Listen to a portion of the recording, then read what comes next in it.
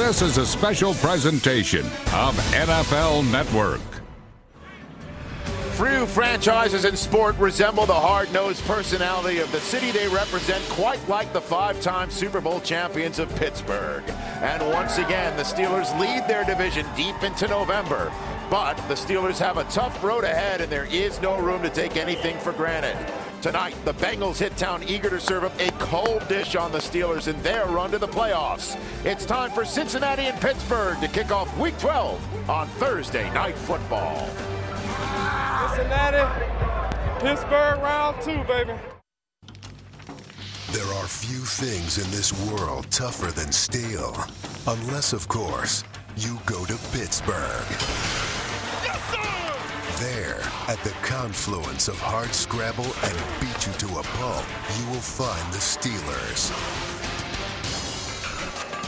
Forged from a winning tradition, this team is built like no other. They have a big, burly QB with an even bigger, burlier name. That is unbelievable. They have receivers who play like linebackers. They have linebackers who play like tanks. They don't want to knock you down. They want to knock you out. This place is so rough and tumble that even the towels are terrible. Into this taxing environment come the Cincinnati Bengals, who find themselves more familiar with tough times than tough teams. The Bengals are not going to the playoffs. In the end, it doesn't matter what side you're on, what passions you wear, what colors you bleed. This is Thursday Night Football on NFL Network, and it's gonna be tough. And welcome to Pittsburgh, Pennsylvania, sparkling in another cold, crisp night, perfect for November football.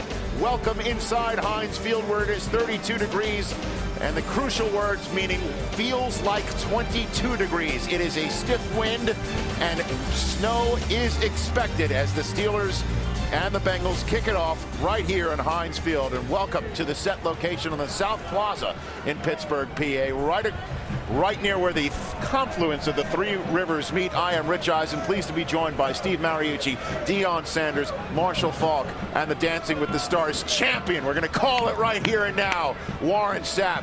No Chad Johnson tonight. Deion Sanders, what happened with him? I spoke to Chad as early as today and this afternoon when he got off the plane landing back in Cincinnati. He came in tardy for a team meeting on yesterday evening, leaned his head up against the wall, still trying to get some rest. I don't know why. Should have been prepared. The offensive coordinator told him to sit up on a couple occasions. Chad wasn't in the mood to hear anything. He got up, walked out of the meeting. That ensued with a Marvin Lewis confrontation that they went back and forth, and Chad was then sent back to Cincinnati. Chad has apologized to Marvin. They're together on this whole story, this whole situation, but no Chad Johnson. And I don't think he will be reprimanded thus far. I think this whole incident and his suspension tonight will be it. Steve, how big is this? Big. What I'm looking forward to is the game within the game, the battle of coordinators. Bob Rutkowski, the offensive coordinator of the Bengals, and Dick LeBeau, the defensive coordinator of the #1 Pittsburgh Steelers. They have to protect it with all those zone blitzes coming to keep Ryan Fitzpatrick upright, or it'll be a long day. It's pretty simple. It's pretty simple for me. I want to see who's going to retaliate for what happened with Hines Ward and Keith Rivers. Who's going to take it and go out there and maybe get fined? You're referring to the hit that Hines Ward laid on Keith Rivers the last time they played him. Going to retaliate. The #1 overall pick for the Cincinnati Bengals, knocked out for the season with a broken jaw. Warren. I got something better for you. I got Mr. James Harrison facing a rookie in Anthony Collins. A veteran like that with 12 sacks with a rookie, somebody don't have to give him some help. It's time for some football, guys, on Thursday Night Football as the Pittsburgh Steelers and the Cincinnati Bengals get set. Bob Papa and Chris Collinsworth with the call, and aerial coverage tonight provided by something out of your own heart, near and dear to you, Deion Sanders. Yeah. KFC. Oh! Use that right Send now. some over That's here. not real chicken. Oh, yeah. A little biscuit of a game chicken. called Steelers It's not real chicken. and Bengals coming your way Popeyes. exclusively here on NFL Network. Thursday Night Football, we're kicking off week number 12. 10 minutes from now, don't go anywhere. As I mentioned, Bob Papa and Chris Collinsworth with the Ocho Cinco-less call right here on the network. We welcome you to Pittsburgh, where the Pittsburgh Steelers and Ben Roethlisberger, coming off an exhilarating win against San Diego on Sunday, on Thursday Night Football, have a big AFC North showdown against the Cincinnati Bengals. The Pittsburgh Steelers sit atop the division, currently at 7-3, one game clear of the Baltimore Ravens. The terrible towels are out, it's cold, it's Steeler weather. As we take a look at the updated playoff picture heading into this weekend's action in the NFL, Pittsburgh currently in the number 2 seed. The Baltimore Ravens, who they're battling for a division title, one game behind heading into this weekend's action. And the Steelers have the toughest record of the National Football League. It doesn't get any easier. They have to travel to New England, then home against the Cowboys, then off to Baltimore, at Tennessee, before wrapping up at home against the Cleveland Browns. Hello again, everyone. So glad you can join us for Thursday Night Football on NFL Network. Bob Papa along with Chris Collinsworth. Chris, we start, though, with the Cincinnati Bengals. They're 1-8-1, and the big story today, no Chad Johnson. He's been deactivated for violating team rules. Are you surprised by the immaturity? No, I mean, it's Chad Johnson. Let's tell the truth.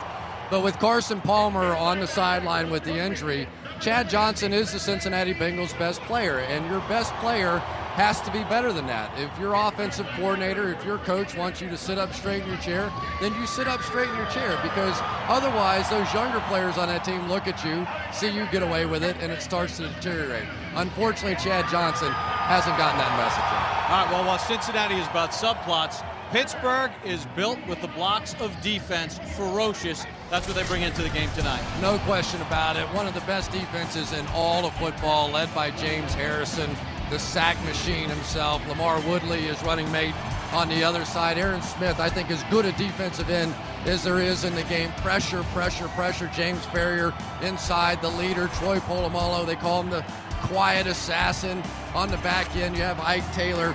And so many times in the National Football League, when we get ready to call a game, we're talking about the quarterbacks, we're talking about the running backs, the wide receivers. But when you're talking about the Pittsburgh Steelers, it is this defense. We're going to showcase them tonight and have some fun. And Cincinnati's got some issues, too, because they have injuries on the offensive line. More about that. Well, the man who coordinates the defense for the Pittsburgh Steelers is Dick LeBeau. A few moments ago, he was honored for his 50 years of on-field service in the NFL.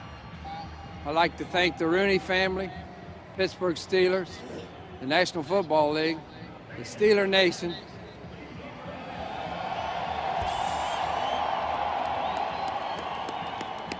All the people that helped me along the way, but mostly I want to thank our players. Let's go, Steelers.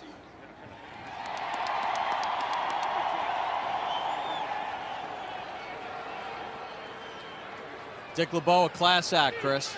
He certainly is. He was our defensive coordinator for 2 Super Bowl runs and absolutely one of the finest people in the NFL. 3-time Pro Bowler, bunch of interceptions while playing for the Lions, and his entire defense and head coach Mike Tomlin were out there to stand with him. Cable Cam presented by Kay Jewelers as we get set for tonight's national anthem, as the Steelers and Cincinnati Bengals all set for Thursday Night Football.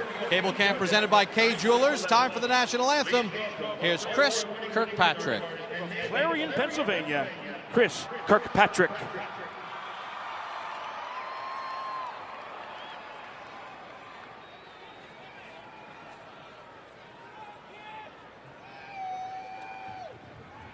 Oh, say, can you see by the dawn's early light what so proudly we hailed at the twilight's last gleaming, whose broad stripes and bright stars through the perilous fight o'er the ramparts we watched were so gallantly streaming, and the rockets' red glare, the bombs bursting in air, gave proof through the flag was still there. Oh, say does that star-spangled banner yet wave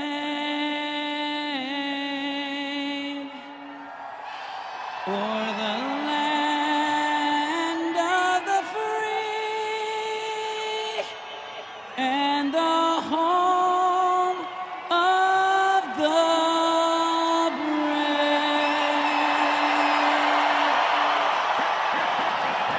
It's a fired up Heinz Field and the Terrible Towels. Thursday Night Football and the countdown to kickoff. Steelers and Bengals coming up next. Thursday Night Football on NFL Network is brought to you by K Jewelers. Every kiss begins with K.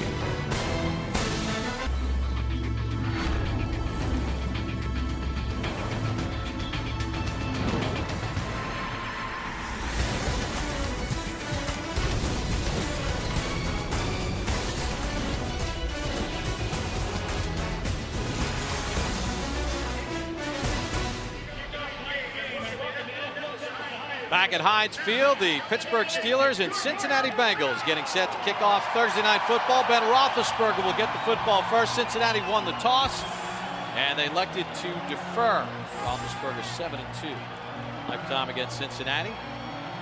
And Shane Graham, who missed that overtime kick on Sunday against Philadelphia, the game that finished in a tie, 13-all, will get this game underway here at Heinz Field. Isn't it amazing? Shane Graham, historically the best kicker of all time, between 40 and 49 yards, misses the game winner from that range last week. Kind of sums up their season, it doesn't really it? does. Russell and Davis back deep for Pittsburgh. And it'll come down to Russell from his own 13. And Russell takes it out to about the 26-yard line as we take a look at the starting lineups for Ben Roethlisberger and the Pittsburgh Steelers. Roethlisberger, 46-19 as a starting quarterback, 25-8 his record here at Heinz Field. Willie Parker, back from injury, had a good game last week, averaging 4 yards a carry. Hines Ward, 53 catches on the season, leading the wide receiving core. Heath Miller back from that ankle injury. Max starts at the left tackle spot. And Darnell Stapleton's done a nice job at the right guard spot for Kendall Simmons, who's out for the year on injured reserve with an Achilles injury. Steelers will work out of a one-back set. Ward goes in motion. Parker, the tailback, on a 1st and 10. Willie Parker, not a lot of room to run, and he's snuffed out after about a half-yard gain. We take a look at the Cincinnati Bengals on defense. They run a traditional 4-3 front. That is their base defense. Robert Gathers, 2.5 sacks on the season. Paco and Thornton, the tackles in the middle. Pat Sims, though, gets the start tonight. David Jones will start at one corner with Jonathan Joseph nicked up, although we will see Joseph during the course of the game. And Chris Crocker starts at safety for the injured Chinedum and Dukwe. So 2nd and 9. For the Steelers. Parker goes in motion on the opening possession of the ball game. Roethlisberger, Santonio Holmes, and he's got a first down. Antoine Odom, by the way, for Cincinnati was a late scratch. Frosty Rucker gets the start tonight. Roethlisberger hits on his first pass, simple pass. Santonio Holmes. Yeah, remember when Pittsburgh Steelers football was sort of the Jerome Bettis and the 3 yards and the cloud of dust and power and all that? Well, it's changed a little bit over the last couple years under Bruce Arians and Ben Roethlisberger. They're opening things up a little bit, and see even no huddle on occasion now. Ward goes in motion. Parker in a one-back set and a 1st and 10. Willie Parker shut down after no gain on the play. You know, the one thing about Cincinnati, Chris, despite all their woes this year, as Dhani Jones made the tackle, they've played some pretty good defense, which Cincinnati's not known for over the last few years. Well, really, the Cincinnati Bengals this season are completely upside down. You know, I mean, forever it's been Carson Palmer and Chad Johnson and T.J. Houshmandzadeh and big scoring offense and almost no defense. Well, this year they can't score any points on offense, and their defense is playing great, so who knows? Dhani Jones says we understand the defense. Everybody's kind of fitting in mentally, and it's matching the physicality of it. On a second down, Roethlisberger nearly intercepted by David Jones, as he had that one diagnosed well as they tried to get the ball to the tight end. And David Jones, a second-year man out of Wingate, in for Jonathan Joseph with a nice play. You know, a very strange play in many ways here. Matt Spaeth there just turned around right underneath where Heath Miller was. Heath Miller returning from the injury. Something just wasn't right with that one, because when Spaeth turned around, he drew the coverage right to it. 3rd and long for Roethlisberger and the Steelers. They're on the opening possession of the ball game as they spread the field out of a shotgun set. Roethlisberger looks left, can't complete it to Nate Washington, who had it at midfield and couldn't reel it in. So after 1 first down, the Steelers will have to punt. Not a bad job by Dhani Jones on coverage that time, but this is a perfectly thrown football. Just a simple little turnout against the man coverage right there. You can't throw it any better than that. And Nate Washington, who makes a lot of big plays, occasionally will miss one like that. TJ Houshmandzadeh back deep on the Paul Ernster punt, and it kicks out of bounds along the Steeler bench. And they'll spot it out at the 30-yard line. So Cincinnati will get their first turn on offense after a 33-yard punt. No score here in the first. Good job by the Cincinnati defense. They allowed 1 first down, but forced the Steelers to punt. So the Bengals will start 1st and 10. David Jones nearly had a pick. They've got to make plays defensively, Chris, to kind of upset this apple cart. That's exactly right. Ben Roethlisberger threw him a chance, and they didn't take advantage. Houshmandzadeh in motion. Cedric Benson, the former Bear, the tailback, and Troy Polamalu makes the tackle for no gain. Boy, Troy Polamalu, as he always does, Ryan Fitzpatrick, the Bengals quarterback, said on every snap of the ball, I have to look for that hair outside and know exactly where he is. Here he's going to come right off the edge and make the play in the backfield. Not only is he a sensational leader, great hitter and all that stuff, here's a guy that runs a 4.35 40, one of the fastest players in the league, and he flashed it there. Benson in a 1-back set on 2nd and 10. Benson plows forward and gets a couple as we take a look at the Cincinnati Bengals starting offense for this evening with Ryan Fitzpatrick, the 4th-year man out of Harvard. 29 completions in the tie against Philadelphia. Cedric Benson has rushed for 283 yards since joining Cincinnati. Len Holt starts for Chad Johnson. TJ Houshmandzadeh with 73 catches. Anthony Collins, the rookie at left tackle. Nate Livings, the left guard. Inexperience on that offensive line against this #1 defense in Pittsburgh.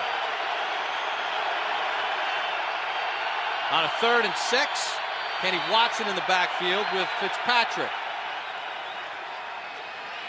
Fitzpatrick with some time throws it underneath to Houshmandzadeh, but short of the sticks by 2 yards. Well, I think if you're looking for good news for the Cincinnati Bengals, A, they didn't turn it over there. B, they didn't give up a sack, which they gave up 8 last week, 7 the last time they played the Steelers. And really, the 2 young guys on the outside, the left tackle Anthony Collins and left guard Nate Livingston, held up pretty well on that one. Kyle Larson with a high punt, not deep. Santonio Holmes yells scatter, then fields it off a hop at the 18-yard line. So Pittsburgh will head to their 2nd offensive possession. No score here in the first on Thursday Night Football. Tailgate here in Pittsburgh, and late arriving crowd. I feel like you're at a Dodgers game. Maybe the tailgating was good. Well, Pittsburgh was able to get a first down and then had to punt on their first possession. Ben Roethlisberger, best record in the division since 1970, 19-4 with a minimum of 20 starts.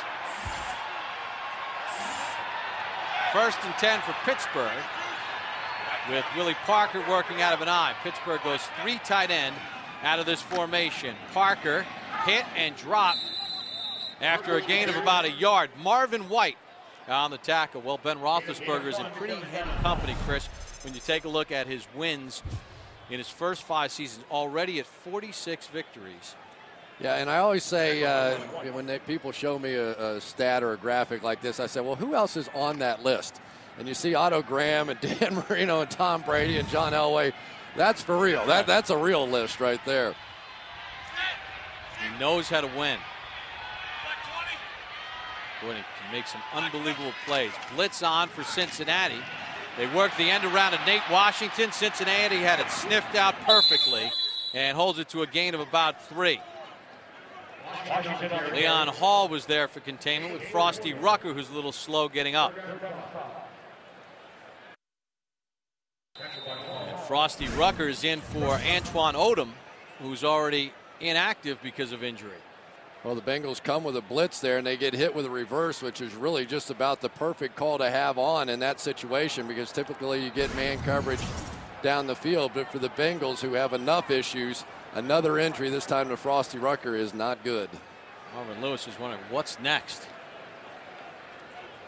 Rucker's shaken up on the last play. Jonathan Fanene will come in for him. Rucker started because Antoine Odom was inactive. So 3rd and 5 for the Steelers from their own 24-yard line. Mewelde Moore in the game, in the backfield with Roethlisberger.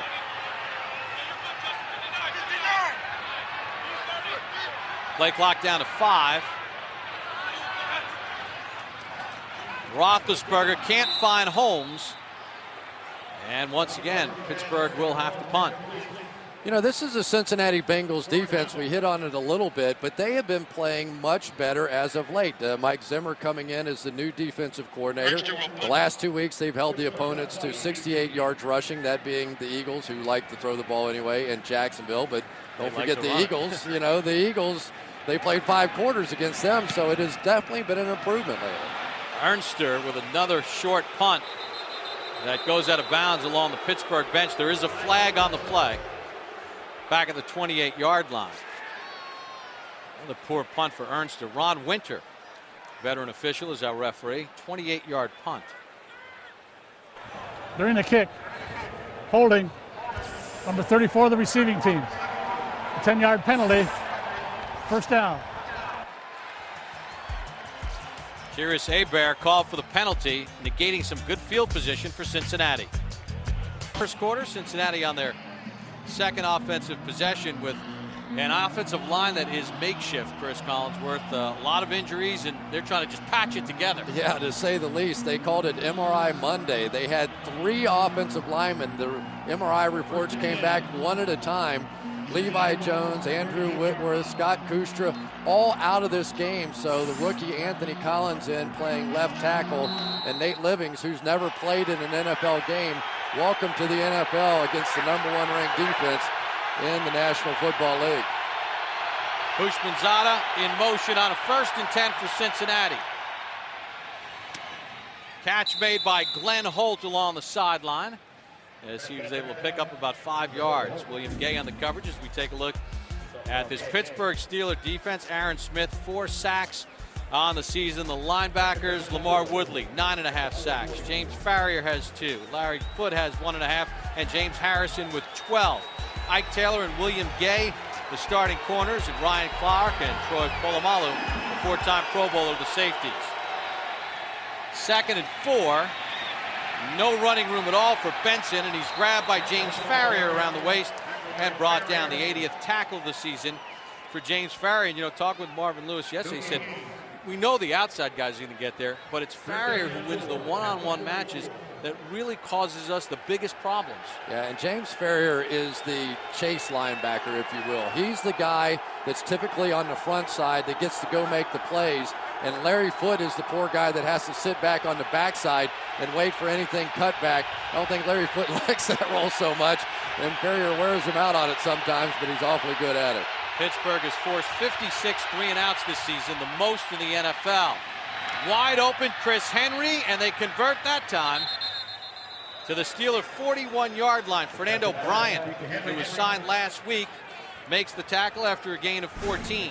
We're already seeing a little different kind of pass protection as you watch Chris Henry on the route from the Cincinnati Bengals. The last time these two teams played, they basically allowed the outside linebackers, who are such prolific sack masters, to go up against backs and tight ends. This time they're going to play those guys with tackles instead of backs.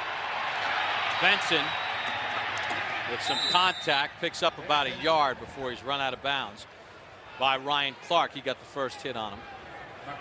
Cedric Benson, of course, the former high pick, the number 4 overall pick of the Chicago Bears, and was released there for some off-the-field type incidents. Picked up by the Cincinnati Bengals, who have been a little desperate at the running back position for quite some time. Haven't had a lot of luck, even with high draft picks there, and they're hoping that Cedric Benson can fill that void. It's brought a little bit more of a sense of physicality to their running game than they were getting out of Chris Perry, who was having fumbling problems. 2nd and 9. Check down underneath to tight end Reggie Kelly. He's knocked down by James Farrier at the 35-yard line, setting up a manageable 3rd down for Cincinnati. And there is Dick LeBeau. And Dick LeBeau is deciphering what's going on. And what's going on right now is that the Bengals are not going to hold the football. They are not going to do what they did the last time these two teams met when they gave up all those sacks. They're going to drop back 3 to 5 steps, get the ball out of their hands. And if Pittsburgh wants to try and blitz that, so be it. Fitzpatrick 4 for 4 for 29 yards. Houshmandzadeh in motion on a 3rd and 4. Watson, the tailback. Fitzpatrick with time. Houshmandzadeh, 1st down. Polamalu runs him out at the 24-yard line, but another 3rd down conversion for Cincinnati and a 1st down. Well, T.J. Houshmandzadeh, who is leading the National Football League in catches and leading the NFL on 3rd down conversions, converts another one there. William Gay getting the start because of some injuries in the secondary to the Steelers. Brian McFadden out, Deshae Townsend out, and TJ able to work his magic. Actually, the field worked against the Steelers that time. Usually it's other teams slipping. That time it was William Gay. 2 tight ends set. Utek in motion on a 1st and 10. Fitzpatrick to throw, has time, finds the check down to Benson. Runs off 1 tackle from Harrison and then gets dropped just outside the 20-yard line. Hoke and Farrier cleaned it up. Well, the Bengals have been doing a much better job with protection so far. That time Lamar Woodley coming and James Harrison, and the tight end's able to help in protection out there. But this looks like a different game this time around. And sometimes you wonder, with all the speed that the Pittsburgh Steelers have on the defensive side of the ball and their ability to blitz, when this field gets a little worn out at the end of the season, does it actually begin to work against them? You saw that graphic about starting in their own territory. This drive started at the Cincinnati 38-yard line. And flags fly, and was Chris Hoke offside for Pittsburgh?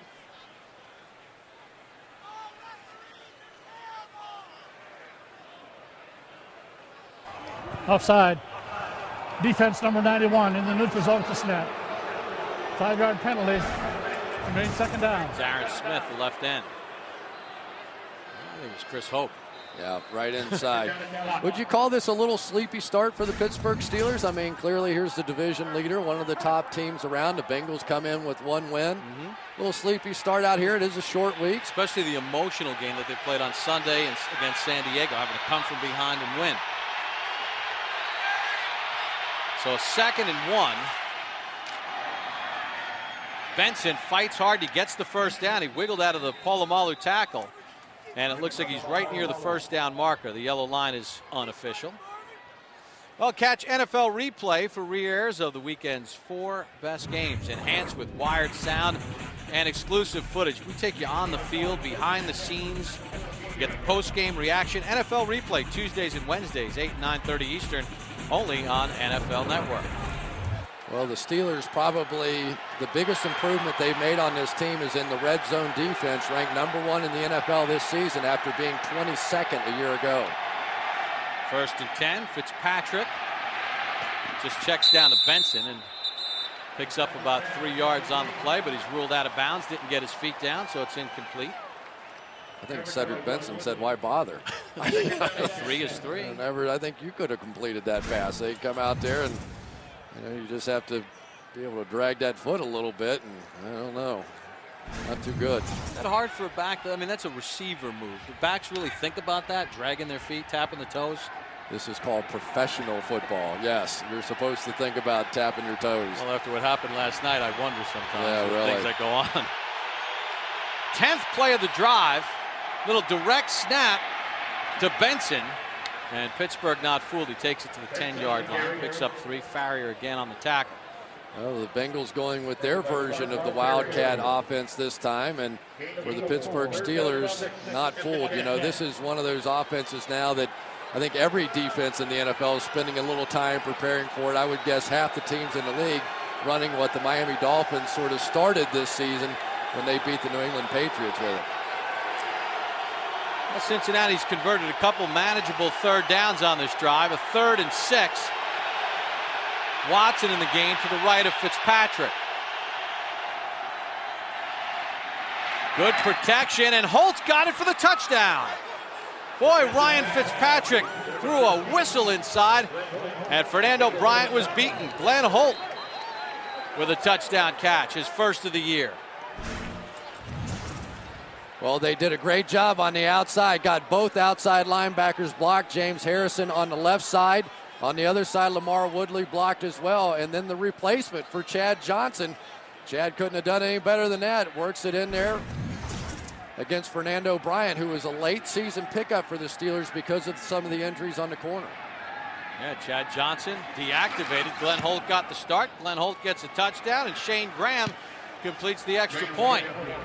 So a 62-yard drive, and Glenn Holt, the return man, gets a receiving touchdown, and the Bengals strike first. Ryan Fitzpatrick, 7 of 8 in the ball game, 54 yards and a touchdown. And you take a look at the scoring drive, 11 plays, 62 yards. They hit on all 3 of their third downs. The key, manageable third downs, Chris, a 3rd and 3, a 3rd and 4, and a 3rd and 6, including the touchdown pass to Holt, his first touchdown catch of the season. Graham on the kickoff. Will come down to Gary Russell. Russell with a head of steam. Russell runs over Graham. Russell to the 45 and tripped up there. 43 yards on the return. Little spark for the Steelers. Well, if they were sleepy before, they're sleepy no more as the big guy comes running down the field and with a big return. And this Pittsburgh Steelers offense needed that list. Remember, this is a Steelers offense that had 400 yards last week and didn't score a touchdown. They've gone 6 quarters now, 6 plus, almost 7, without an offensive touchdown. So that touchdown by the Bengals looming a little larger right now. Parker in a one-back set on a 1st and 10. Roethlisberger, Washington, tackled by Jones, but it's good enough for a first down. Gain of 12 in the play. Well, the one thing that really changes the dynamic now as you look at Bruce Arians, the offensive coordinator for the Pittsburgh Steelers, is having Heath Miller back in the lineup. They're starting tight end. He's the guy that not only can stretch it down the field, but is a very productive blocker that really helps his run game as well. Hines Ward said he's one of the best in the league. It's just we don't run an offense that's going to feature him for 80 or 90 catches. Parker on a 1st and 10. Picks through the defense, picks up about 3.5 on the play. Robert Gathers on the tackle. Talking about Dhani Jones, as you take a look at this. Heath Miller there working on the outside against Robert Gathers. Gathers did a pretty nice job of coming off there, even with the sprained ankle, though. That's where they like to run. And Bruce Arians, the coordinator, was telling me that he had a hard time putting the game plan together without Heath Miller. He's like, had to take about a quarter of the offense out. Parker, the lone setback on a 2nd and 6. Cutback lane is not there. Gobbled up beautifully by Rashard Jeanty, the outside linebacker, the 3rd-year pro out of Central Florida. I think the biggest change that I've seen in Cincinnati this year is how much better they are with their run fits. And if I can explain it a little bit, you know, everybody has a gap.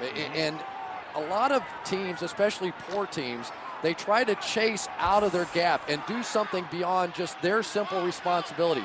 Mike Zimmer has hammered on these guys from day one. Forget about what your other guy's doing out there. Do your job. This defense will take care of itself, and they certainly have been much, much better than they've been in years. 3rd and 8 for Pittsburgh. Roethlisberger for Holmes, can't find him. White and Jones with the bracketed coverage on Santonio Holmes.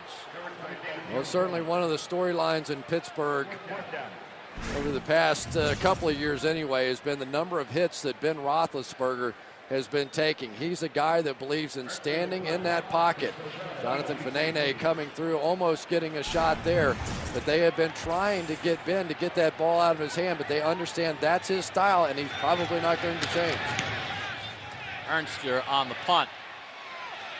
And it bounces out of bounds at about the 16-yard line. Fans not pleased with Paul Ernster, who was signed on November the 5th. So the Steelers find themselves trailing Cincinnati. Roethlisberger can't hook up with Holmes. That elbow injury. Chad Johnson deactivated for violating team rules, and then the left side of the offensive line out, Levi Jones and Andrew Whitworth. But so far, the Cincinnati Bengals offensive line has kept Ryan Fitzpatrick clean. Fitzpatrick 7 of 8 for 58 yards and a touchdown pass. And with 47 seconds to go in the first, Cincinnati with a 7-0 lead.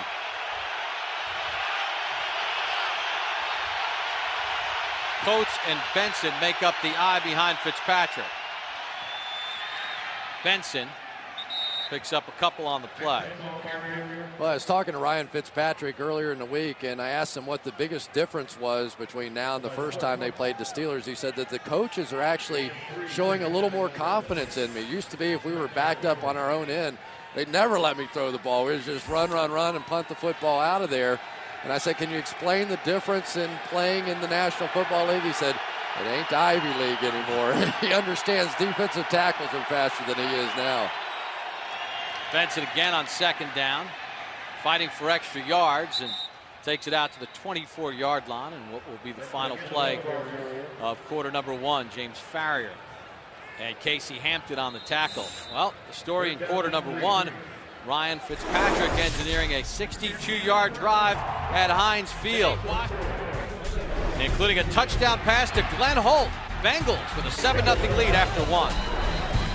Aerial coverage tonight is presented by KFC. A cold evening in Pittsburgh in November. Thursday Night Football on NFL Network. Pittsburgh Steelers trailing the Cincinnati Bengals. They've got the heat blasters on the sideline. Fans are fired up.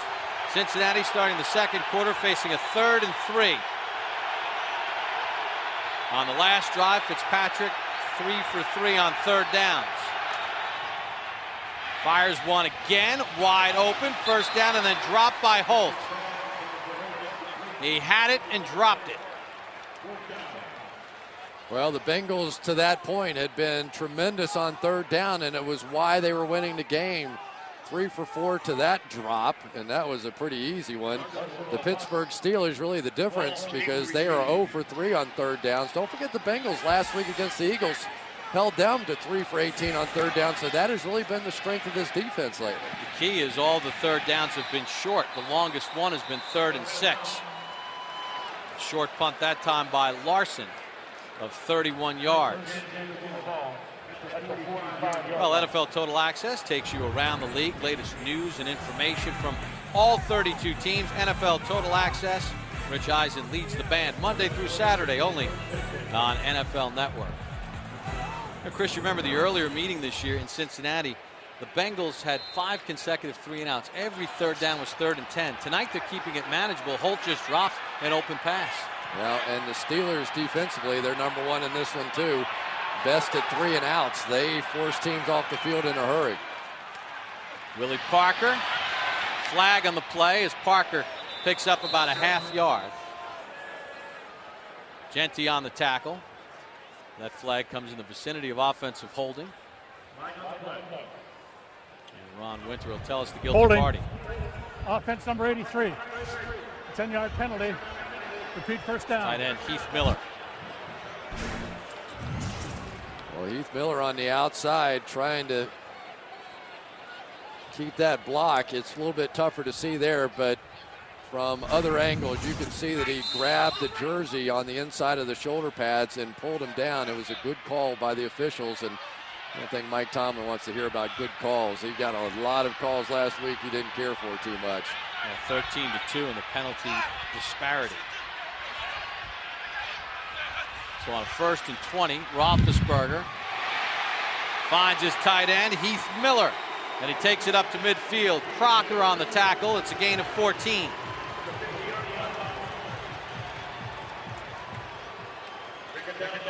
Well, that time the Cincinnati Bengals coming with the blitz, and they just ran a little pick to the outside. Hines Ward's going to come out and go right through Rashad Genty and just give Heath Miller enough room to come back inside and make up for those 10 yards he lost. So 2nd and 6 from midfield for the Steelers with Parker back in the one-back set. Roethlisberger checking at the line. Play clock down to 5. Looks left. He's got Ward underneath. Hines Ward inside the 15 and shouldered out at the 13-yard line by David Jones. Gain of 37 on the play. Well, safety Chris Crocker got fooled on that one. They went with an out and up route on the outside to Nate Washington up here. And the free safety, watch him right in the middle of the field. He's going to go with the pump fake, and then Hines Ward comes back underneath him for the big gainer. Crocker just reacting a little too soon that time. So Pittsburgh putting a good drive together here in the second, down 7-0. They have a 1st and 10 from the 13. Roethlisberger checks down to Miller, and it's incomplete. Thought he had Ward in the middle of the field. You know what's interesting, and it still is taking me a little while to get used to this with Bruce Arians' offense, is, you know, you hit a big play, and certainly Ben Roethlisberger, we've already documented, one of the top quarterbacks in football. He's been slumping a little bit later, but he is.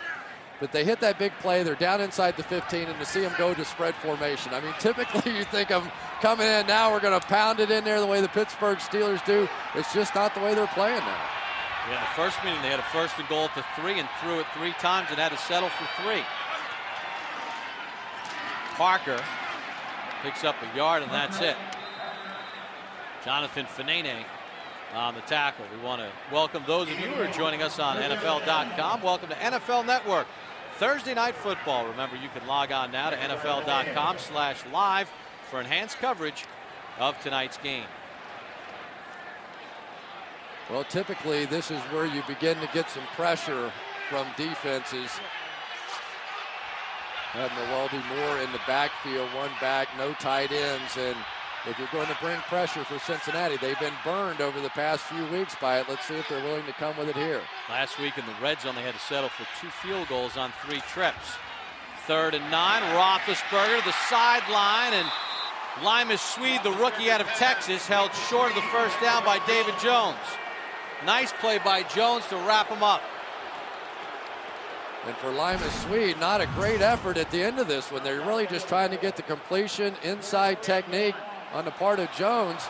And you'd think a guy that big would be able to fight through this to pick up the 1st down. He went down pretty easily, the knee touching before he was able to stretch that one out. All right, Mike Tomlin's going to go for it here on 4th and 1. They bring in the extra tight ends. Gary Russell, the tailback, in an eye set. Can Cincinnati get a big stop here early? Russell, extra effort, it's close. Probably got it with the extra effort. Another one of those great free agent pickups by the Steelers. Well, if you believe the yellow line, it is. And there's been a little debate in Pittsburgh here this past week, mostly started by Willie Parker, because Willie Parker wanted to be the goal line and short yardage guy, right? And instead, Gary Russell, who was tremendous a week ago, picking up a couple of them against San Diego. And I said, why not Willie Parker? And I won't tell you who, but one of the answer came back is that's a 1st down. Answer came back, and Willie Parker would just run in the hole, would give him the ball, but he's not following his fullback. And so we're not going to give him the football in short yardage and goal line. So Jonathan Fanene had a hand on Russell, but he couldn't finish it up. Nice job on the outside by Big Mac Starks. A lot of people wondered why they paid him all the money, but now with the injury to Marvell Smith, they're glad they did. Roethlisberger 5 of 10, 5 different receivers. Ward in motion. 1st and goal. Parker dropped right in his tracks. Marvin White, the second-year man out of TCU, with the tackle. Well, the Bengals did bring a little pressure on the outside that time and got to the fullback before he was able to get going on that one. And that really ended up being the difference. Sean McHugh, who plays tight end as well, was met right in the backfield. And it was easy to clean it up after that. Parker, 7 carries for 5 yards. 2nd and goal.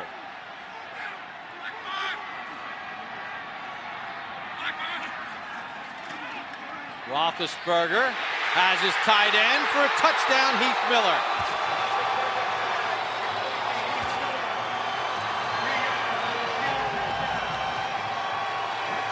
Miller's 2nd touchdown catch of the season.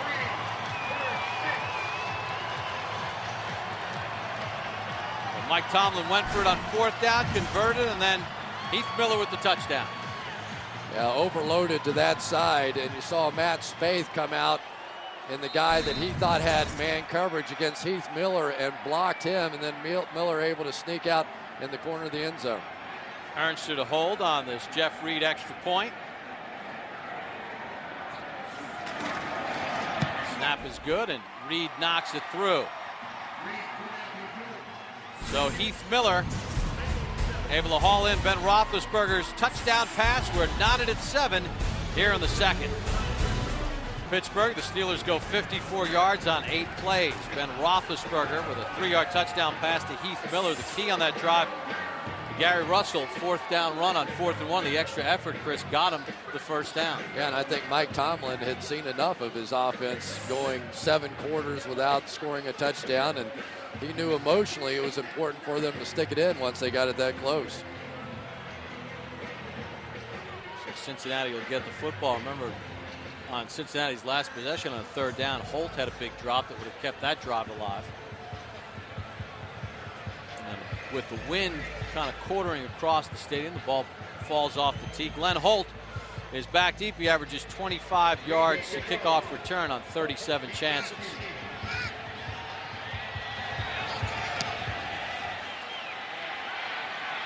Holt from the zone 4. Finds a crease and then upended by William Gay at the 28-yard line.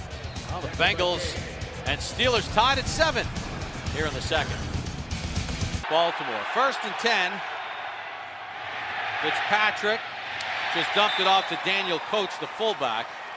It looked more like self-preservation as Larry Foote put the pressure on Fitzpatrick. Well, this is one of the oldest, if not the oldest, defense in football, so you can pull out all the gimmicks you want against them. These guys have seen it before, and especially the guys inside. You know, James Ferrier and Larry Foote, those guys watch hours and hours of film, and half the time offensive players will tell you they'll call out your play before you even snap the football. 2nd and 10. Chris Henry has a 1st down just across the 38-yard line. Well, speaking of off-the-field issues, Chris Henry, I would say, is one of the leaders in the clubhouse in that category. Right there. And yet he's come back and tried to keep his mouth shut. He's taken his medicine. He's taken a lot of licks in the media and with the fans, but he is going to be a significant player in this one because Chad Johnson is home.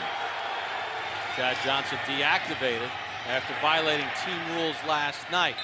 1st and 10, Benson gets a couple. His foot grabbed him around the ankle. And for Marvin Lewis, you know, he likes Chad Johnson. He wants good things to happen to him, but you cannot directly disobey your coaches, you know, and especially in front of the rest of the team, because it just, it chops the coaching staff down. It makes them look awful in front of the rest of the team. And so Marvin Lewis had no choice really than to just simply send Chad home.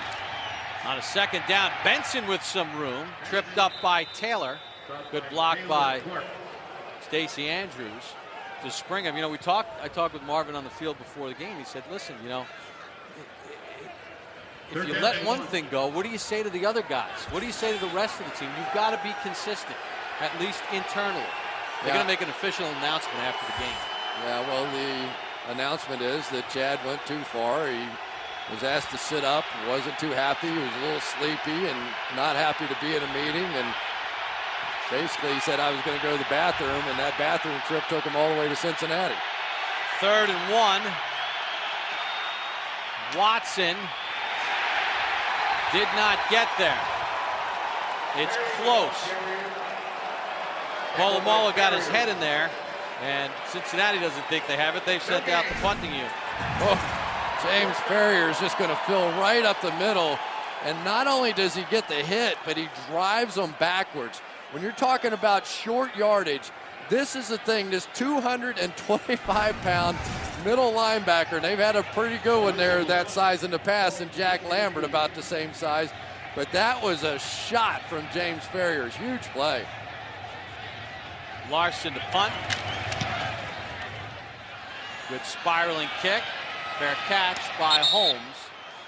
A step inside his 10-yard line. Well, James Ferrier in his 12th year out of Virginia hasn't lost a step. Watch him on Chris Perry.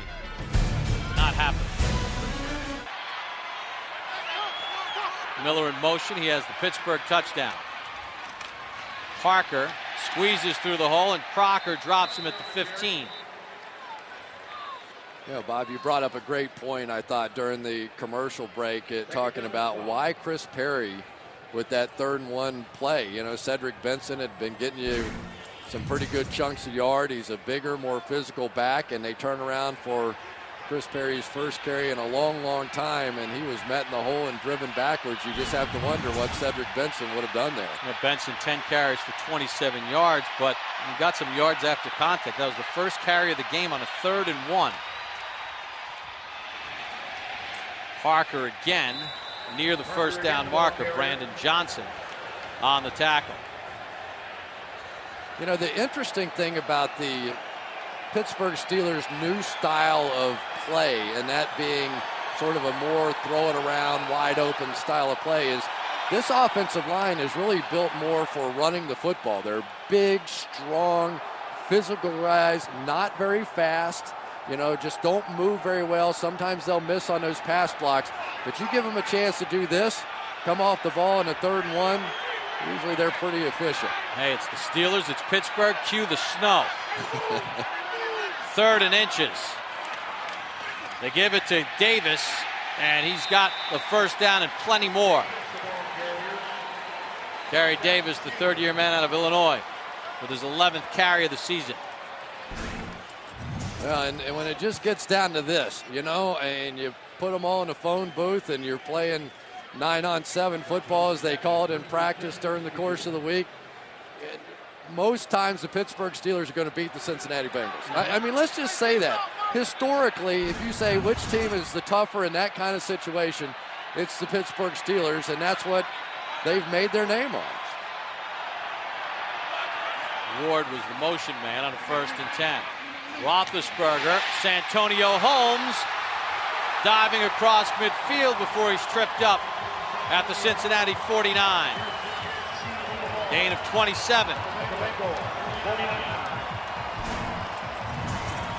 Well, on the outside, Santonio Holmes, who had his off-field issue earlier this year as well, though, is a guy that they think is on the verge of becoming a really big playmaker here in Pittsburgh. They think that if this kid ever matures and just grows up and gets his life together off the field, talent-wise, there just aren't many guys in the NFL that can match what he can do. And watching him at practice yesterday, I mean, he's so gifted athletically. Parker bounces off one tackle and is able to pick up about 2.5 on the play. Well, coming up next on the Sprint halftime show, Deion Sanders interviews Terrell Owens, and we'll have Bengals first half information. Getting it done without Chad Johnson, deactivated before the game. Of course, you can see the entire interview on game day morning on Sunday. We'll give you a little preview of Deion and T.O. Suddenly the snow has intensified a little bit. Steelers weather. 2nd and 9. Roethlisberger. Dhani Jones knocked it away. Well, Well, now the Bengals starting to dial up a few pressures, and they're playing man coverage on the outside. Dhani Jones, who really has become the intellectual leader of this defense for the Cincinnati Bengals. He was an outside linebacker his entire career with the Giants, with the Eagles, and they think that this move inside has actually been pretty good for him, that he was sort of slow as an outside linebacker, but you put him in there, get him in coverage against the tight ends, he's pretty good. He told us his dad always said you're suited for the middle. I thought I was a weak side linebacker. I guess my dad was right. I like it in the middle. Dhani in Hindi means thinking man. Roethlisberger. Holmes has got it inside the 30 and a first down.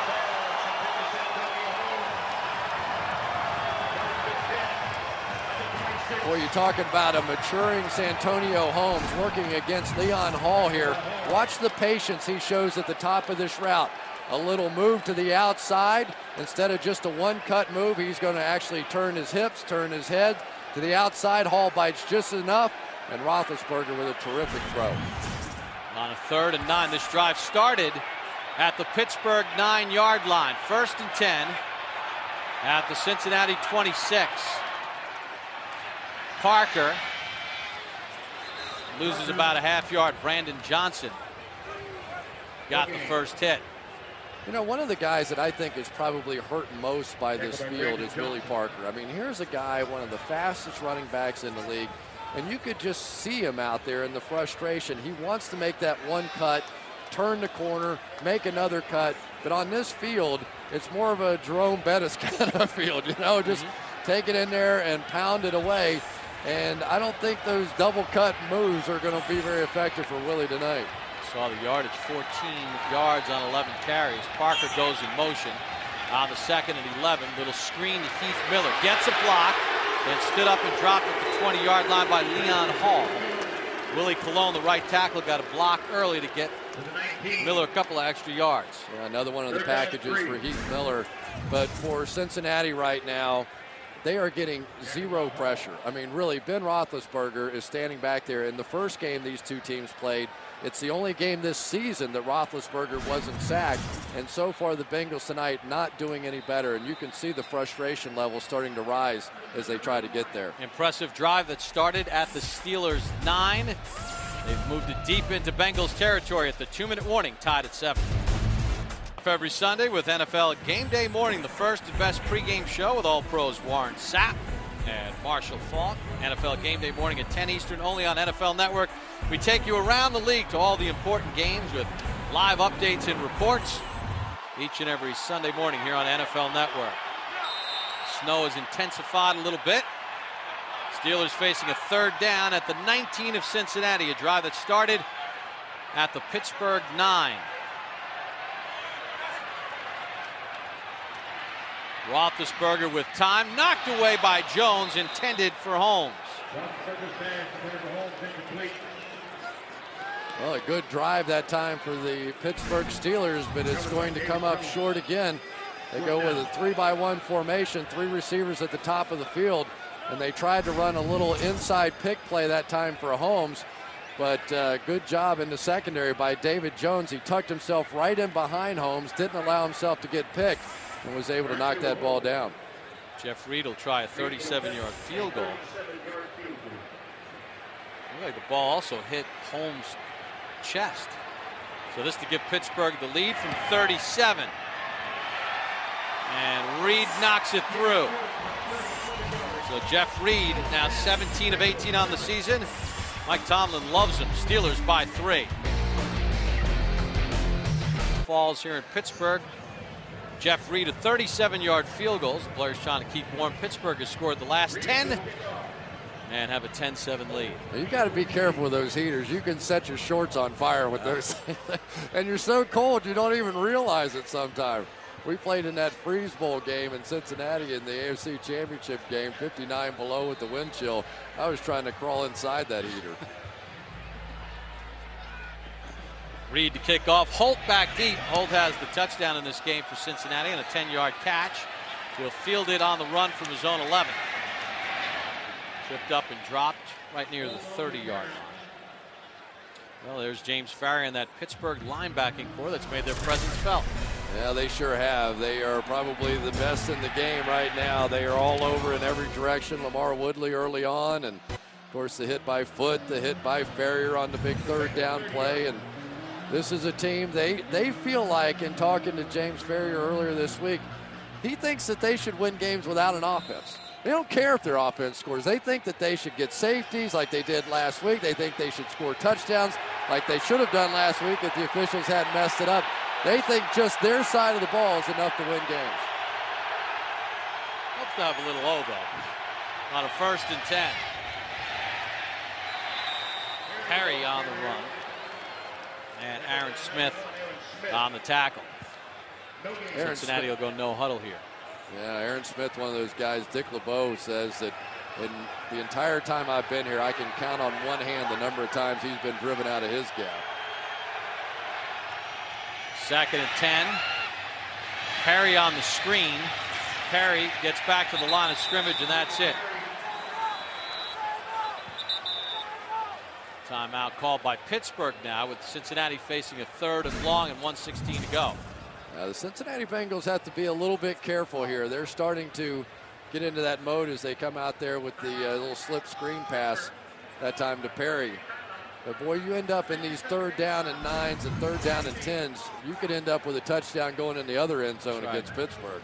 And with these conditions, I mean, punting the football is not the easiest thing. We haven't seen many good kicks. Yeah, but you also have a Pittsburgh offense and Ben Roethlisberger, who's been pretty hot in this one so far. I mean, really, if you had to say what's the difference in the ball game thus far, it's been the play of Ben Roethlisberger. He's, after a bit of a slump there with 1 touchdown and 8 interceptions during about a 3-game stretch, came back last week, didn't throw an interception, and so far in this one, no interceptions either. Big yardage and a touchdown pass. Could have been picked on the first possession, but David Jones dropped it on a screen to the tight end. Something Cincinnati has not had to deal with tonight. 3rd and longs. This is a 3rd and 10. They've kept everything manageable. That's why they've been successful. Fitzpatrick, and the running lane shut down. Lamar Woodley was right there.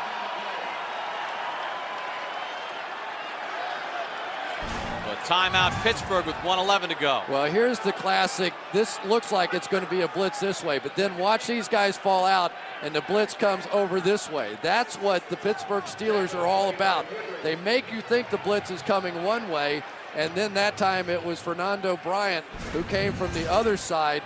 That's the reason you have to avoid 3rd and 10, because then you give Dick LeBeau a chance to dial up those kinds of schemes. So Ben Roethlisberger should get decent field position.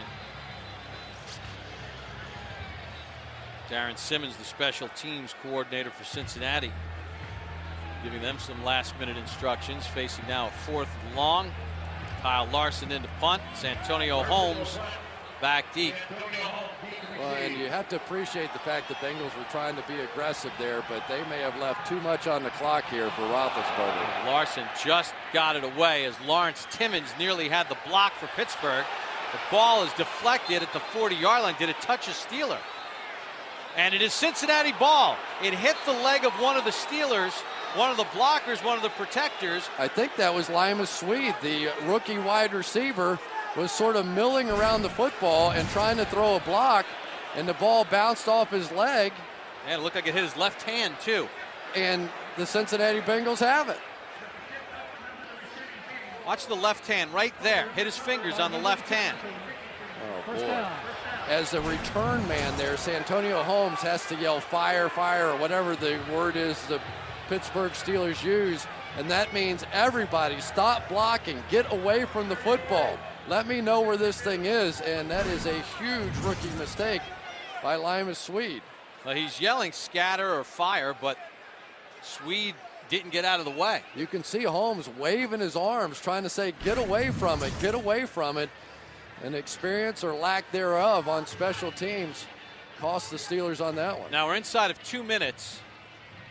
In each of the halves, it's a booth review, so it'll go to the booth review. The officials upstairs, the replay officials, buzz down, and they'll have Ron Winter take a look at it. You see part of the new policy that one of the side judges, one of the other officials, will come over and confer with him. Back after this. Well, that was because of what happened in Pittsburgh last week, but this time, this one looks pretty obvious to me, doesn't it, you? Yeah, I mean, he changes the direction of the ball. Lima Swede, the rookie out of Texas, and Rashard Jeanty recovered it for Cincinnati. Alert play by Cincinnati, and really for the Bengals coming in here, you had to think if Marvin Lewis's squad was going to win this one, they were going to have to get a couple of breaks like that, and that's a big one because we were talking about what it was going to mean for Ben Roethlisberger going the other way. Well, now it's Ryan Fitzpatrick with a short field if this one goes the way that we think it will. Side judge is Tom Hill, and he'll fill out that little card. And Ron Winter is ready. So we'll await his call. Remember, it was a booth review inside of 2 minutes. 1 minute to go in the half.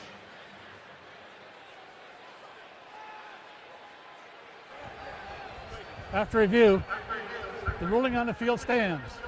The ball bounced off the ground and hit the left hand of number 14. First down, Cincinnati. The operation works cleanly right there. Everything according to form, and call was made on the field and confirmed by the review. So a huge break for Cincinnati with 1 minute to go in the half. And the Bengals have all 3 of their timeouts.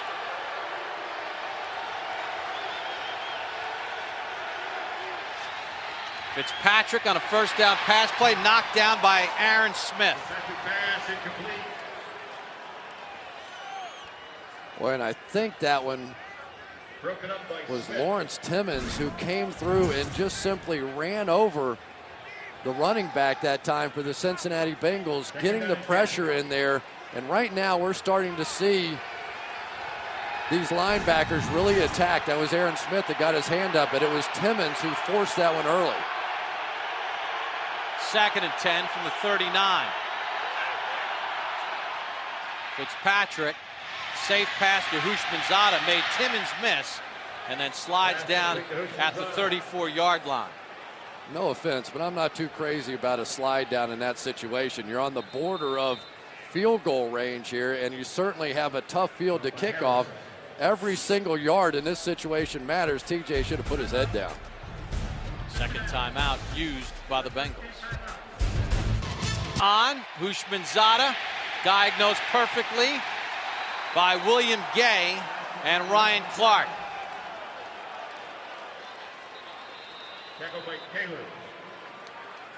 Clock stops with 32 seconds to go. Well, that time the Steelers coming with the blitz, everybody coming in this way, and they had an absolutely perfect play on. Blitz coming there, they're going to throw it in behind it, and still the Pittsburgh Steelers able to get out there and stop it. Nice play on the outside by William Gay, making that open field tackle.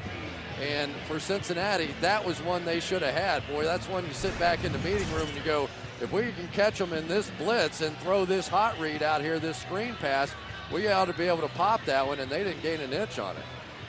You know, it would be about a 52-yard field goal for Graham. And you see 2 for 10 on field goals from 50 yards in this stadium. And in pregame warm-ups, kicking from this distance was a dicey proposition. So the Bengals will go for it here on 4th and 5.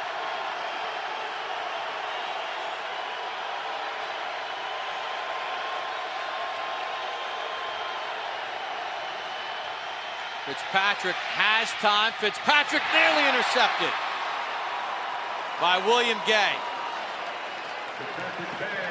That time the protection was good. Fitzpatrick couldn't find anybody open. It sure was good. They came with that same corner blitz again off to Fitzpatrick's left-hand side, and it was just anticipated beautifully by William Gay. He just broke right in front of TJ Houshmandzadeh and nearly had that one. Didn't need to have it because of the fact it was 4th down anyway. Had he been able to grab it and keep his feet, though, there were only offensive linemen left to pursue him. So Pittsburgh dodges a bullet after the punt hit off Lima Swede's hand. And Cincinnati started at the Pittsburgh 39. They fail on a 4th down, and now here come the Steelers with 1 timeout remaining. They go 4 wide. Screen to Moore, and he loses yardage on the play. John Thornton, 10th-year pro out of West Virginia with the tackle. Yeah, good play call. If you break one there, then you go ahead and try and play a little no huddle, but that one doesn't work, so you just let the half run out. And why not take that shot? Not a bad half for the Cincinnati Bengals, though. I tell you, I think they'll be happy going in at halftime 10-7 against the Steelers. Bengals had a 7-0 lead. The Steelers scored the last 10, and Pittsburgh dodges a bullet late in the half. It's the Steelers leading the Bengals 10-7. Don't forget the Sprint halftime show coming up. Deion Sanders' interview with Terrell Owens. Stay tuned for the Sprint halftime show after this timeout. Live from your phone, it's the NFL. Do you hear the band? No Chad Johnson, no shot for the Bengals in Pittsburgh, right? Wrong. For the third straight time, we got a close game on NFL Network thanks to Glenn Holt snagging the Ryan Fitzpatrick touchdown pass. An 11-play, 62-yard drive put the Bengals up 7-0 in this one. Ben Roethlisberger fashioning together an 8-play drive of his own. Heath Miller with the score. The Steelers add 3. The Bengals cannot at the end of the half despite a turnover in the kicking game by the Steelers. And it's a 10-7 lead for Pittsburgh here in Heinz Field. Rich Eisen with Steve Mariucci, Deion Sanders, Marshall Faulk, and Warren Sapp. Down 10-7 again without Chad Johnson, deactivated by the team. The Bengals have to take this one and run with it. They are. This is a surprise to everybody that they're so close. One of the factors is Willie Parker, 11 carries, only 14 yards. But what's going to be important in a close game like this is this weather, this snow that's coming down sideways. In the second half, the people who handle the football, the punt returners, the throwers, the catchers, kickoff guys are going to have to handle the ball, and that will be the key in a game like this. I even don't know if Ocho Cinco would even help this cause because Fitzpatrick, out of his 16 attempts, has only thrown the ball maybe 3 times outside of the numbers. They must continue with the running game and get Cedric Benson off to even stay involved in this football game. I agree with you about Cedric Benson, and I never thought I would be able to say this, but they need to give Cedric Benson the ball more. This game is competitive, and I have to say I'm surprised at that. I tell you what, with Pittsburgh averaging 1.8 yards of rush, they got to get that going. Get Willie Parker into the ball game, and then that'll open up some of the things with Santonio Holmes they're doing outside. Steelers only up 10-7 here at halftime of Heinz Field. When we come back on the Sprint halftime show, Deion Sanders chat with Cowboys receiver Terrell Owens. Play in Cleveland last week. It went to overtime in New England. Looks like we got another good one on our hands on Thursday Night Football. Steelers up 10-7. Deion Sanders. Yeah, guys, I've had a chance to sit down with the great Terrell Owens. It's inexplicable to me how a guy that's healthy as he is can go the last 5 games with under 40 receiving yards and not have had 100-yard receiving game this season. So I had a chance to sit down with T.O. with no safety help, just one-on-one. Check this out. Good things happen when they get you the ball. So I'm wondering, as a coach, as an offense, as a fan, why don't you receive the ball? Are you in the game plan? Is it that difficult not to have you featured? Well, I don't think it's difficult at all to get me featured. So have you literally gone in and written a note to Jason? I used to do that when I played for the Cowboys. I would write a note, write the play up, and slide it up on the door. It says, "To whom it may concern." Well, if that's the case, we're going to have to change the whole offense.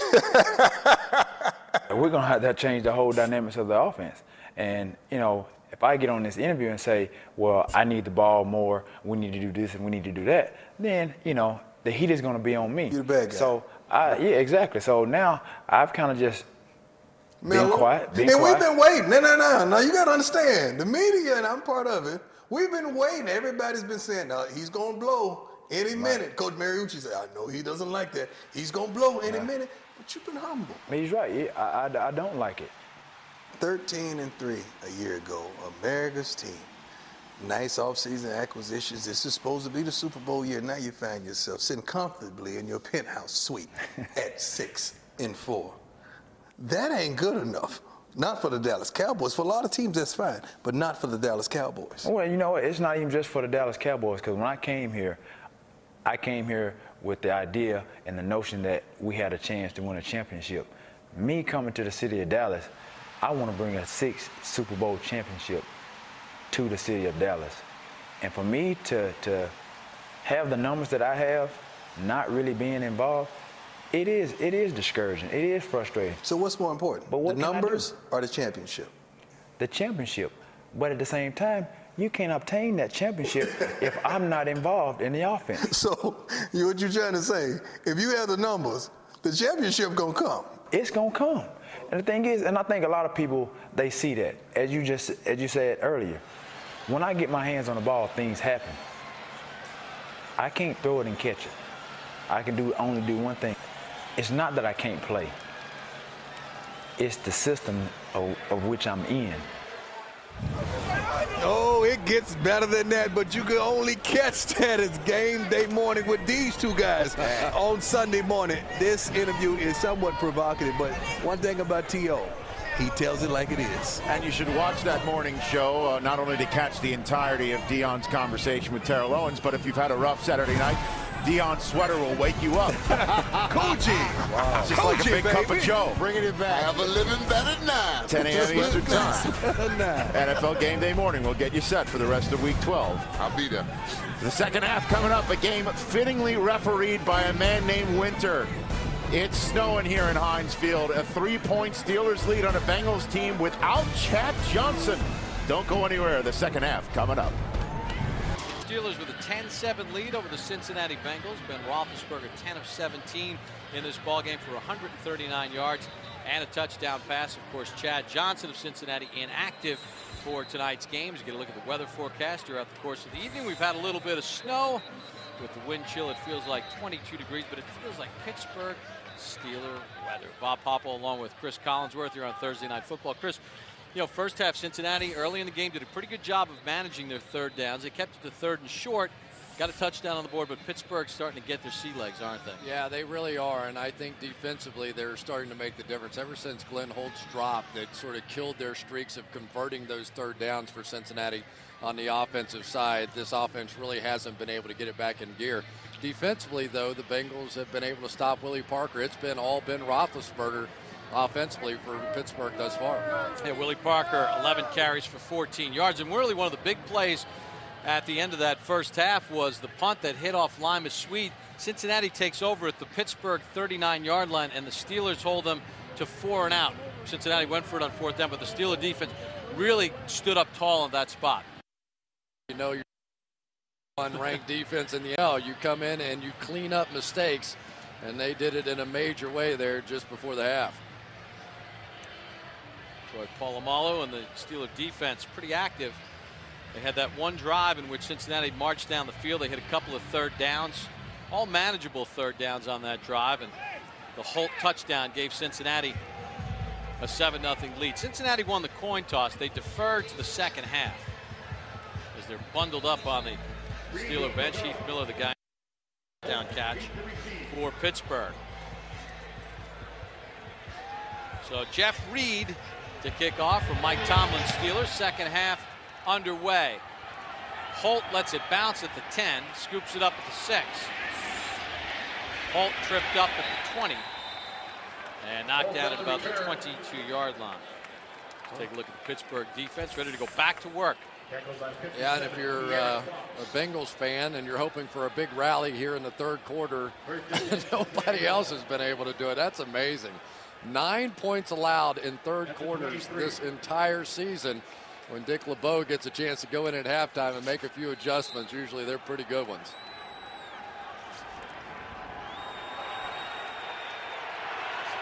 Cedric Benson is back in the ballgame. He was not in the game on a huge 3rd and less than 1 in the second quarter.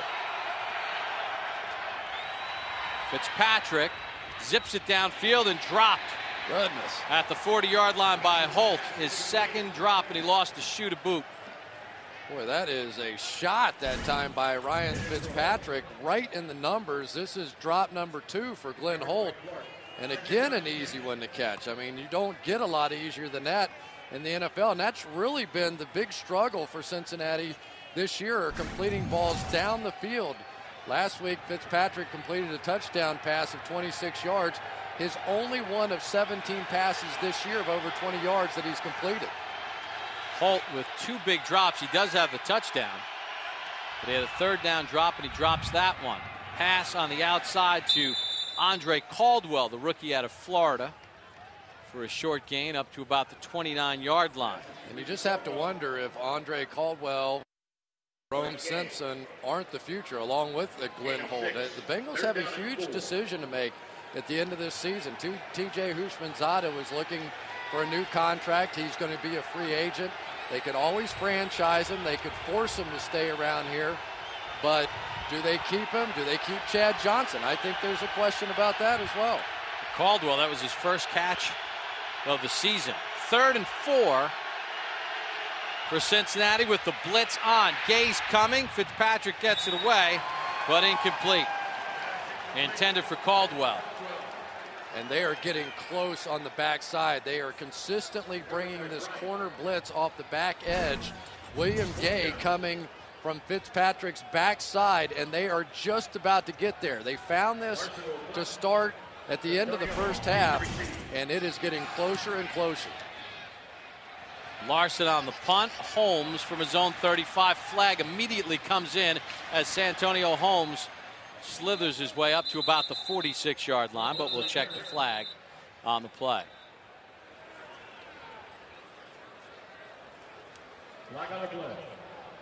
Ron Winter not all that busy in the first half with only 3 accepted penalties combined, 2 for Pittsburgh, 1 for Cincinnati.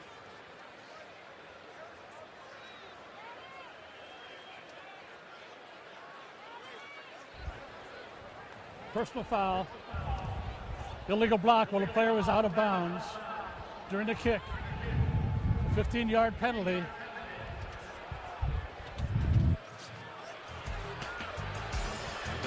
I'm assuming that's on the Steelers.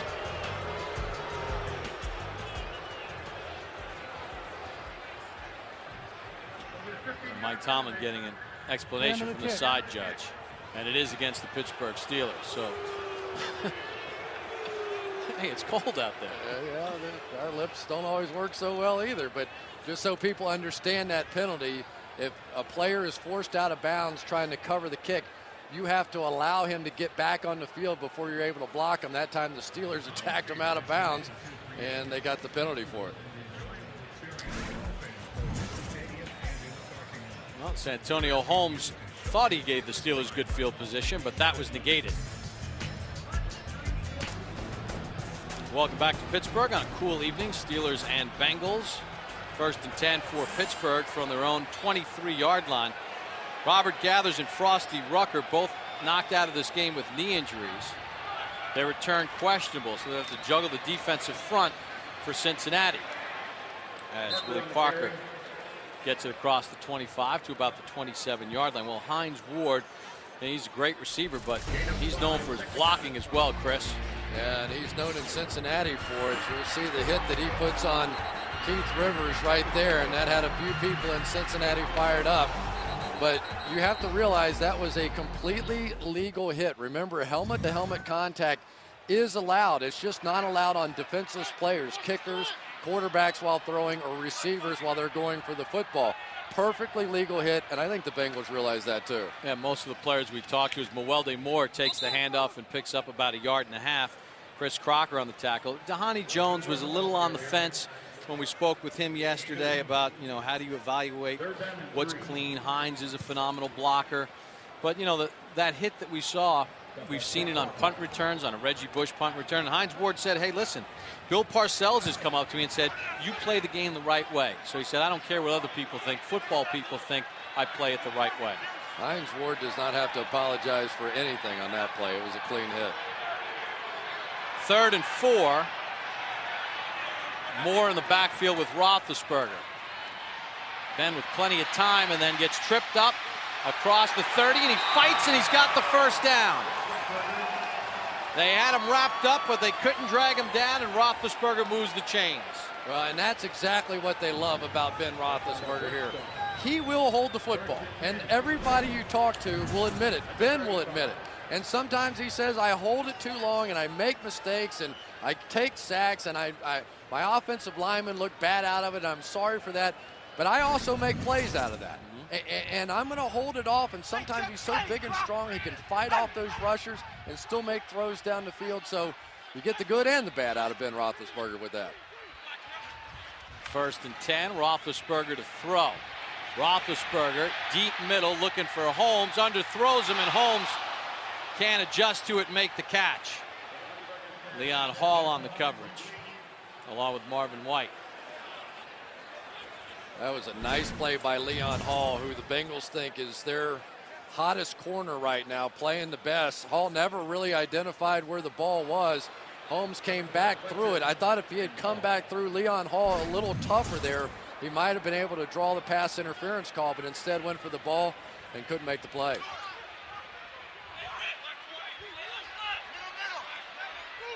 So 2nd and 10 as the Steelers will work out of the shotgun. Roethlisberger with time again, waiting for somebody to get open, and it's nearly intercepted by Hall. It's a 3rd pass that Cincinnati could have had an interception tonight. Yeah, and this gets you beat. You just have to be able to make these plays. You know, they talk about Brett Favre, he's going to throw you a few before it's done. Well, Roethlisberger do a little of that. You'll see him motion Miller to the outside, but the closing speed that time by Leon Hall able to get there. But once again, the Bengals get their hands on the ball and cannot hang on to it. When you're the underdog, you have to make those plays. Hall does not have an interception this season. So now 3rd and 10 for Pittsburgh. Bengals on a blitz. Santonio Holmes, 1st down and more. Across midfield and into Bengal territory. Finally brought down by David Jones. Gain of 19. Great read that time by Ben Roethlisberger. They came on the safety blitz coming out of the secondary. They're going to bring pressure coming up from right in here. Roethlisberger sees it and is just going to throw right from where that safety was. That's what they'll tell you. If the safety comes from that side, throw it right in behind him. Big play by Roethlisberger. Nice read. Holmes 4 catches for 78 yards. 1st and 10. Parker to about the 43-yard line. You know, talking about Ben Roethlisberger, I asked Mike Tomlin yesterday about, you know, holding on to the football. And he said, listen, he's a special player. And being on the staff with Tony Dungy in Tampa and watching Monty Kiffin handle the likes of Simeon Rice and Warren Sapp, they never tried to put those guys in a box. And he said, I saw those guys allow those players to be great. I don't want to change what Ben is because his strength and his physicality and his keeping the play alive makes him great. I don't want to take away his creativeness. Parker finds the outside to the 30 and then steps out at the 28-yard line. Gain of 15 for Parker, his longest run of the night. Well, Chris Kemuatu is going to pull out in front of this play and just bury the contain. That time the cornerback, David Jones, had contain on the play, and he had to look at big old Chris Kemuatu. Look at him coming up. Oh, my gosh. And so much for the contain for Willie Parker. Nobody home. Woo. And then a double whammy because the fullback, Kerry Davis, fell on him, too. Russell in at the tailback on a 1st and 10 for the Steelers. Ward in motion. Russell fights for a couple to about the 26-yard line. Domata Peko got the first hit. You know, inside now for the Cincinnati Bengals, they've got a young man by the name of Pat Sims that they think is going to be a good one. He is sort of an up-the-field player. He gets some penetration. He's a little better pass rusher than what they had, because if the Bengals have a major issue on the defensive side of the ball is they simply are unable to get pressure out of their front four. They're hoping that Pat Sims can be one of those guys. And because of injuries tonight, they've moved John Thornton now to the left end spot with Gathers and Rucker both suffering knee injuries and Odom inactive. Roethlisberger again, Holmes, and he gets hammered by Chris Crocker at the 20-yard line. Roethlisberger saying, A, are you okay? And B, I'm sorry. Wow, what a shot by Chris Crocker. Crocker signed on October 30th. Hammering Santonio Holmes. Went for a big play last time, not this time.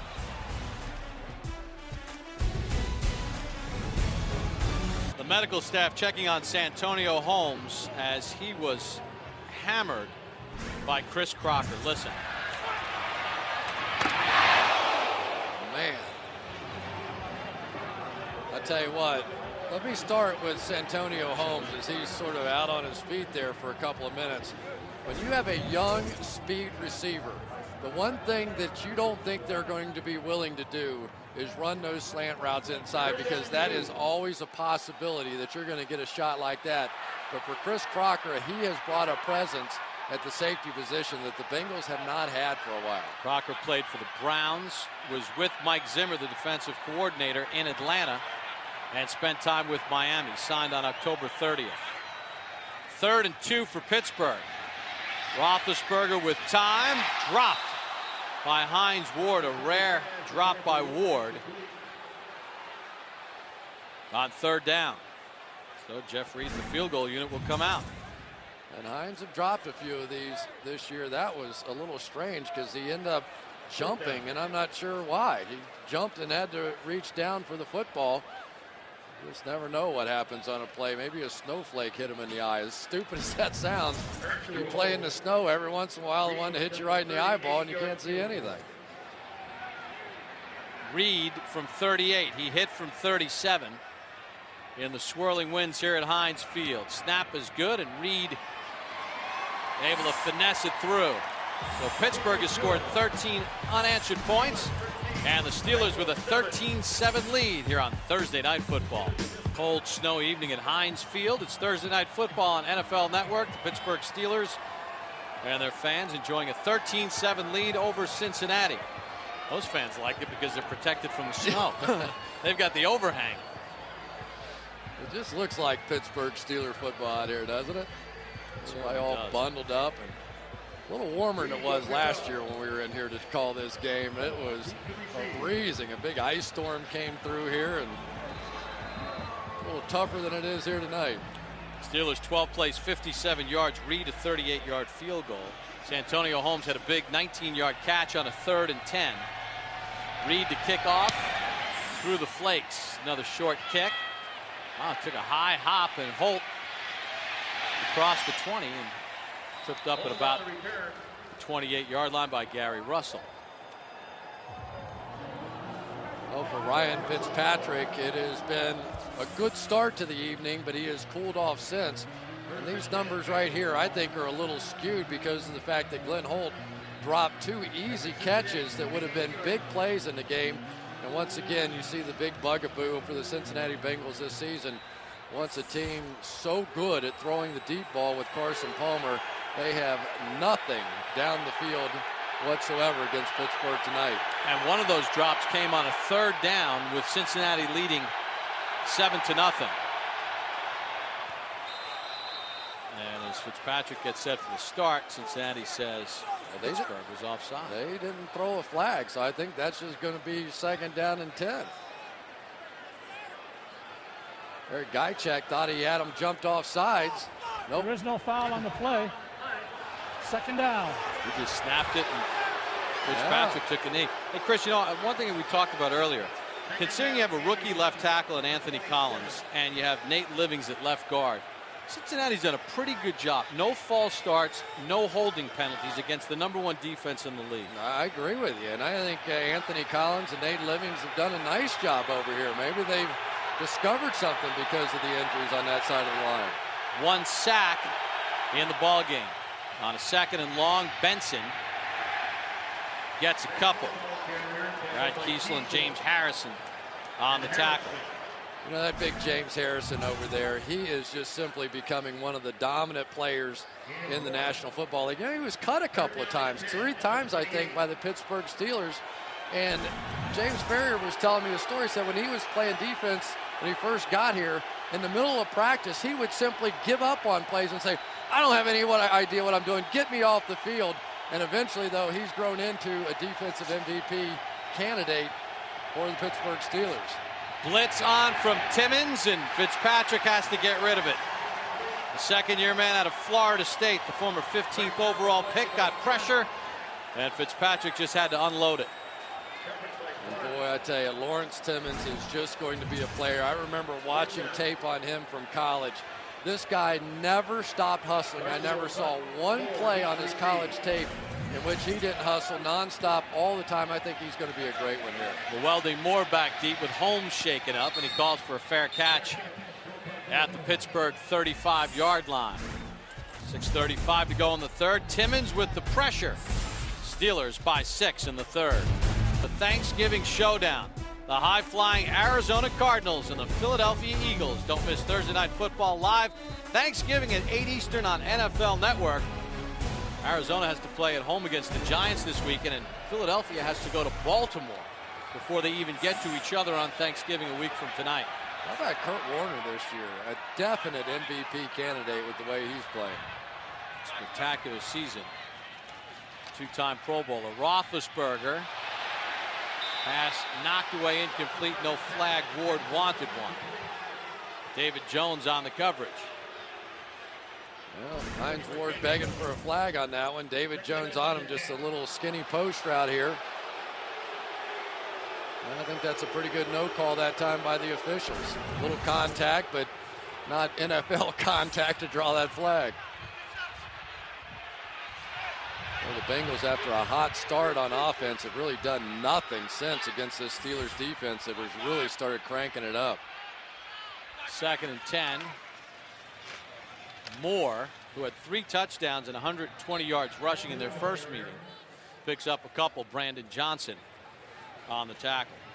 And really, the Pittsburgh Steelers haven't been able to do much running the football at all tonight either. Willie Parker had that one little breakout run around the edge, and other than that, he's averaging just barely a little bit under 3 yards per carry right now. So this has been a good night defensively for Cincinnati. They're 3rd in a row against the run.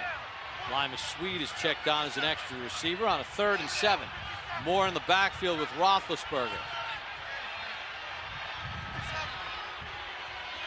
Ben has had a lot of time to pass, and he has time here. Just picks Hines Ward up and finds him across midfield. Flag on the play.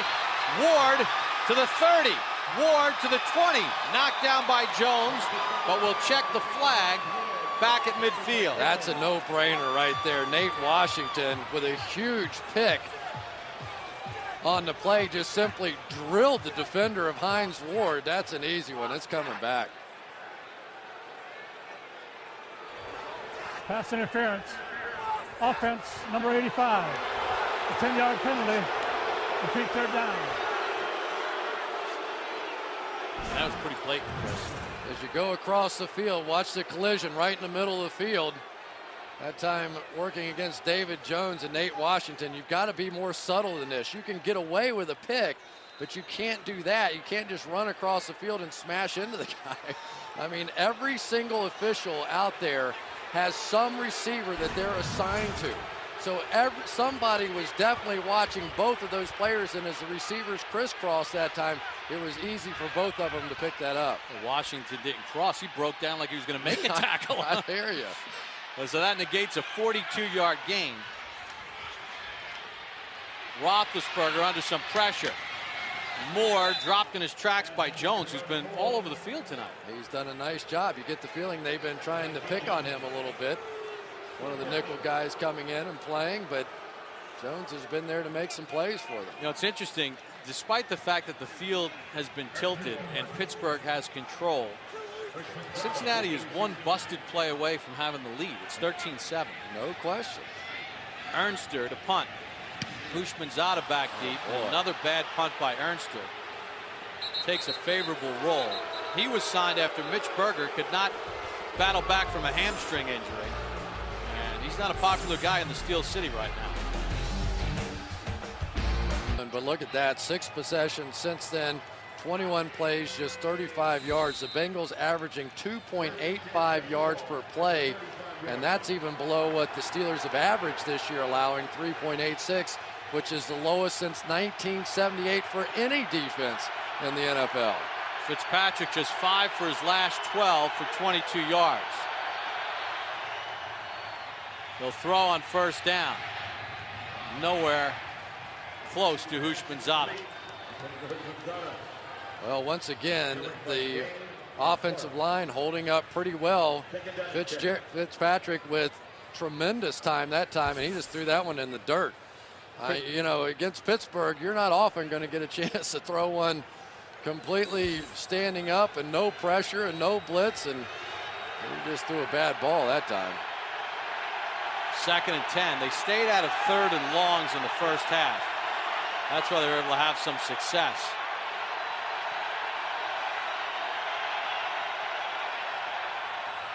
Fitzpatrick batted down at the line. I think Smith and Hampton got their hands up and got in the way.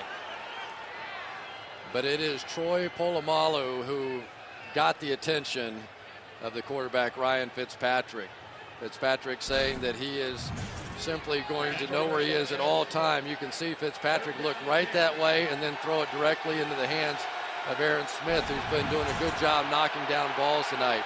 Polamalu, though, just one of the great difference makers in the NFL. Another 3rd and long now for Cincinnati. Their 3 conversions were all 6 yards or less. Fitzpatrick gets some time, trying to find Houshmandzadeh in traffic. He wants a flag, but he's not getting one.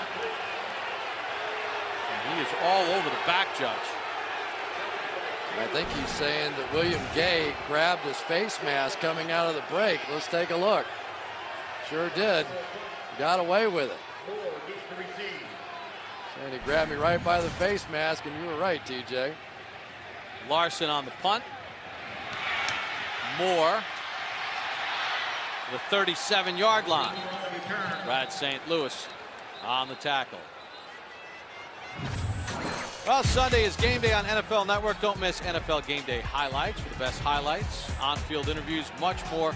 Post-game reaction from all around the league and expert analysis from Booch, Prime, Rich Eisen. NFL Game Day highlights, 7:30 Eastern, only on NFL Network. Never an easy day playing quarterback against the Pittsburgh Steelers, but you have to make the plays when they're there. We've seen drop passes, we've seen missed throws, we've missed opportunities, dropped interceptions, and that's what you have to do against the Steelers. They're not going to give you much, but when they do give you one, you have to take advantage, and the Bengals have not. Momentum turning plays. Moore gets across the 40-yard line, made something out of nothing, and picked up 5. Well, typically, under the old Pittsburgh Steelers, the way I think of them still to this day, this is sort of grinded out time. You know, nobody could milk the clock better than the Steelers. They get a lead, they go on a long drive, they run a lot of time off the clock, they play in behind a big, strong offensive line with a big, strong back. But now it's not always that way. Now it's a little more Ben Roethlisberger. This time it's Muwalde Moore, and he gets the edge. First down across midfield, and dragged down by Marvin White from behind at the 44-yard line of Cincinnati. Gain of 15. Well, we are seeing the impact of Heath Miller on the edge now. Having the tight end back, they're going to start getting some blocks right here down. And they talked about how significant it was to have their blocking tight end back in the game once again. It brings back into play plays that they couldn't put in the playbook without him. And the fullback, Sean McHugh, also with a nice block on the edge and helping the 15-yard pickup. 1st and 10 at the Cincinnati 44.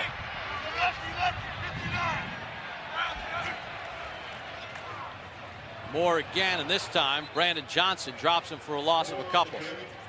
Boy, Brandon Johnson has really played well for Cincinnati over the past couple of weeks. He replaced Keith Rivers after the broken jaw, and you'll see him just come shooting right in here through the backside. He has a lot of speed, and he's been able to make plays in the open field. Big interception for them last week against the Philadelphia Eagles, and Bruce Arians was impressed with his play. He thought he might even be playing better than what Keith Rivers was coming in. Johnson in his 3rd year out of Louisville. Miller in motion, comes set on a 2nd and 12 with a screen for Moore with room. Moore inside the 30, and Jones drags him down at the 24-yard line. Gain of 22 to Muwalde Moore. Big win for offensive coordinator Bruce Arians there. The Bengals came with a blitz. They're coming here, they're coming here, they're coming here. Throw the screen right in behind it here. Perfectly executed by the Pittsburgh Steelers. That's just one of those dream scenarios. If you could say anything, please hit me with a blitz on this play. Arians timed that one beautifully. Second year as offensive coordinator, spent 3 years as the wide receivers coach here in Pittsburgh. Ward jogs in motion. Moore in the one-back set. Moore trying to find a crease left, and it gets closed up in a hurry after a gain of a couple. Chris Crocker got the first hit on Mewelde Moore, who, you know, with the injury to Rashard Mendenhall, the rookie, against Baltimore, with Willie Parker having his injuries, Mewelde Moore has kind of kept it together. Mike Tomlin said, listen, he's just a well-rounded player. He does a little bit of everything, nothing spectacular. He knew him from his days in Minnesota, and he said he's just a good pro.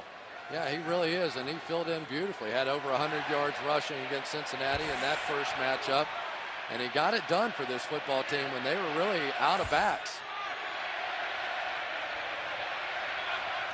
2nd and 7. Roethlisberger looks left. Great pump fake. And he's got Miller inside the 5 to the 1. Gain of 20. 1st and goal, Pittsburgh. Oh, Ben Roethlisberger's having some game. Heath Miller is going to release and just delay, just sell it almost like a little screen, and then shoots up the field. He knows what Ben's going to do. Ben's going to pump fake to the right. Got Chris Crocker to move the free safety out of that area and came right back to him for the big connection. 1st and goal at the 1 for Pittsburgh.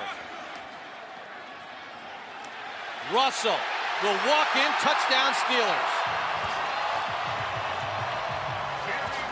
His first rushing touchdown of the season, and the Steelers widen their lead with 16 seconds to go here in the 3rd.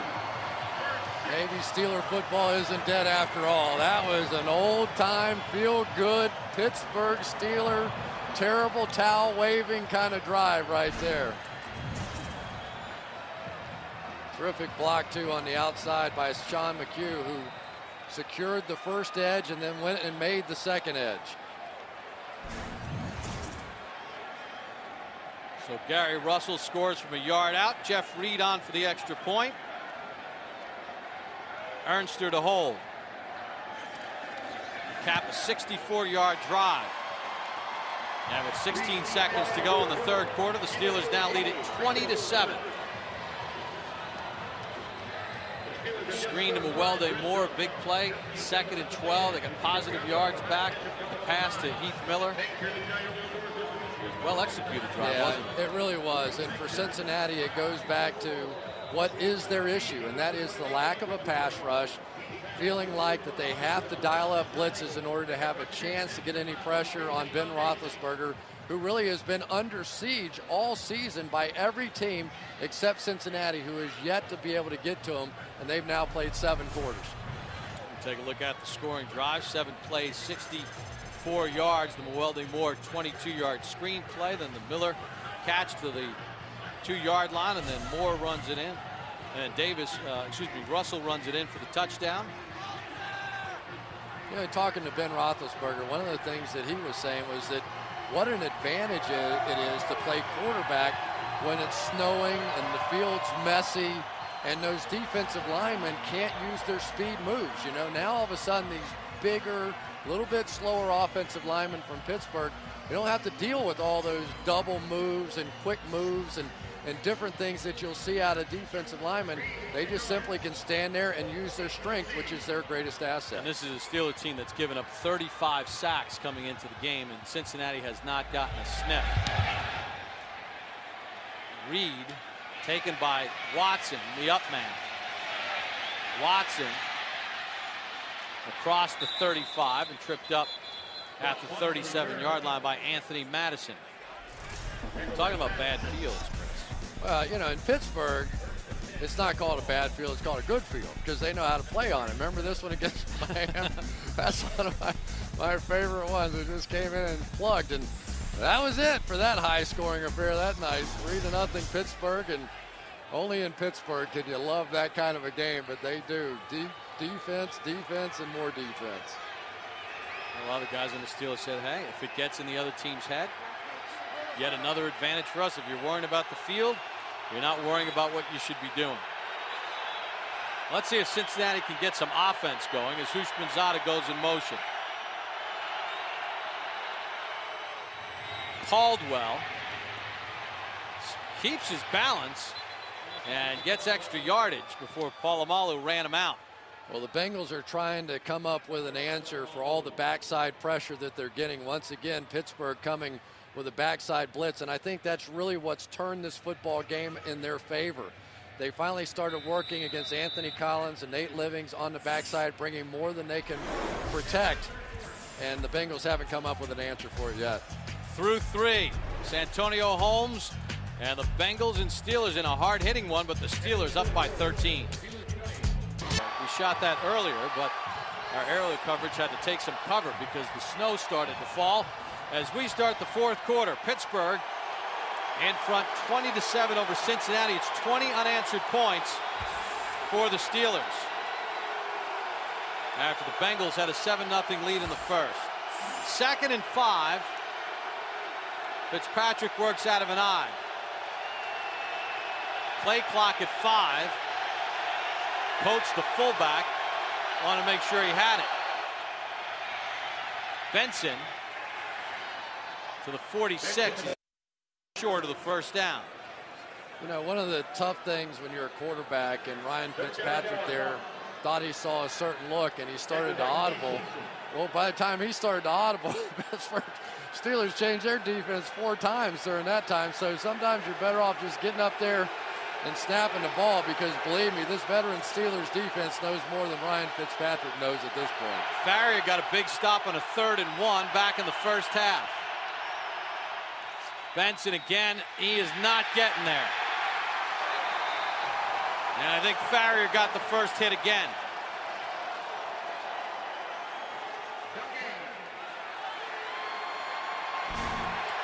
The interior defense has been so tough for the Pittsburgh Steelers. First it's Farrier, and then it's going to be cleaned up by Brett Kiesel. And they are taking the running backs and driving them backwards. They do not allow you to fall forward in short yardage situations, and it has simply been the difference. 2nd, 3rd, and 1 stop. Larson, toppling punt. Yell scattered, nearly hit William Gay, but it comes to rest at the 20-yard line. That's the Bengals' best play. Try it again. Well, Roethlisberger likes it. He's up by 13. Offensive possessions, 4 3-and-outs. Their last first down came at 10:07 of the second quarter. 1st and 10 for Pittsburgh from their own 20. Welding Moore gets nothing, maybe a half yard. Jonathan Fanene on the tackle. Well, we talked about how good the Pittsburgh Steelers are over the years. Mike Tomlin wants a face mask call. Not happy with the officials for the 2nd straight week, I think would be safe to say. But we're talking about an injured player is what we're going to talk about right now. Is that Fanene down? Now Gathers and Rucker, the starting ends, both have been knocked out of the game with left knee injuries. Lamar Odom, the normal starting right end, was not even active. Now Fanene shaken up. He'll walk off. Now little draw to Moore. Cincinnati right there. Domata Peko and Dahani Jones wrap him up. No gain on the play.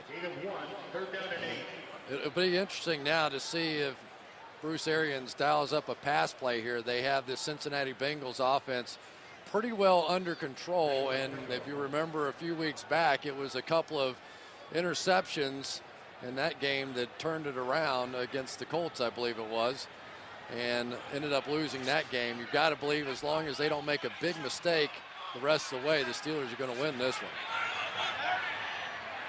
Unless Peyton Manning shows up in a Bengals uniform sometime soon. And Marvin Harrison and Reggie Wayne. 3rd and 9. Wide open, Moore, and he dropped it. There is a flag on the play. That came from the umpire, so that's usually holding, and that's the preliminary call, which Cincinnati will decline. Holding. Offense number 72. The penalties declined. Makes it 4th down. Darnell Stapleton, the right guard out of Rutgers. He's played pretty well for Kendall Simmons since he's gone out.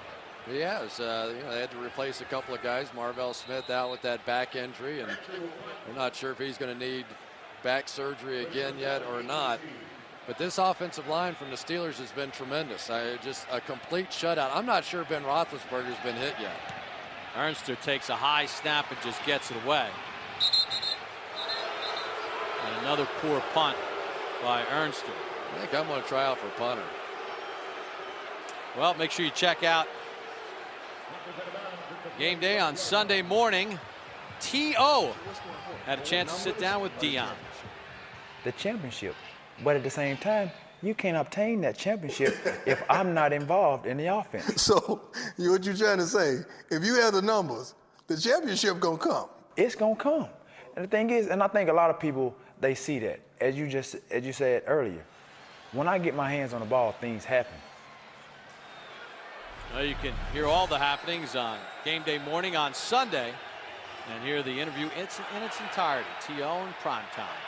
So great field position for the Bengals with 12:06 to go, down 13. Cincinnati kind of hanging around. Fitzpatrick, plenty of time. He's going to get out and run. Ooh, lowers his shoulder and takes it to the 38-yard line. Picked up about 8. For Ryan Fitzpatrick, here's a young man that is the 3rd leading rusher among quarterbacks, and you never see him slide. He said, what the heck, I'm going to take my shot and try and go get this one, and one of the Steelers down. Yeah, Brett Kiesel got shaken up at the end of the play as Fitzpatrick took off and ran. Training staff out to look at Brett Kiesel, the 7th-year man out of BYU, came into the game with 26 tackles and a sack. Dick LeBeau is telling me that Brett Kiesel is having probably his best year as a pro, as is Aaron Smith on the other side. You know, probably those guys up front in any 34 defense, the true unsung heroes of the defense. They have to do all the two-gapping. They have to take on all the blockers. They have to do so much, and it's not like you're going to get a lot of sacks. It looks like Harrison, his teammate, is the one that actually delivered the blow on him. Harrison's been knocking out a lot of people on the other team. We got a teammate on that one. But you know, those defensive ends, a little bit like the 34 defense with the New England Patriots. They don't go the Pro Bowl a lot because they don't get big sack numbers, but they control and they dominate the line of scrimmage, and they're a big reason why they are the #1 ranked defense in the NFL.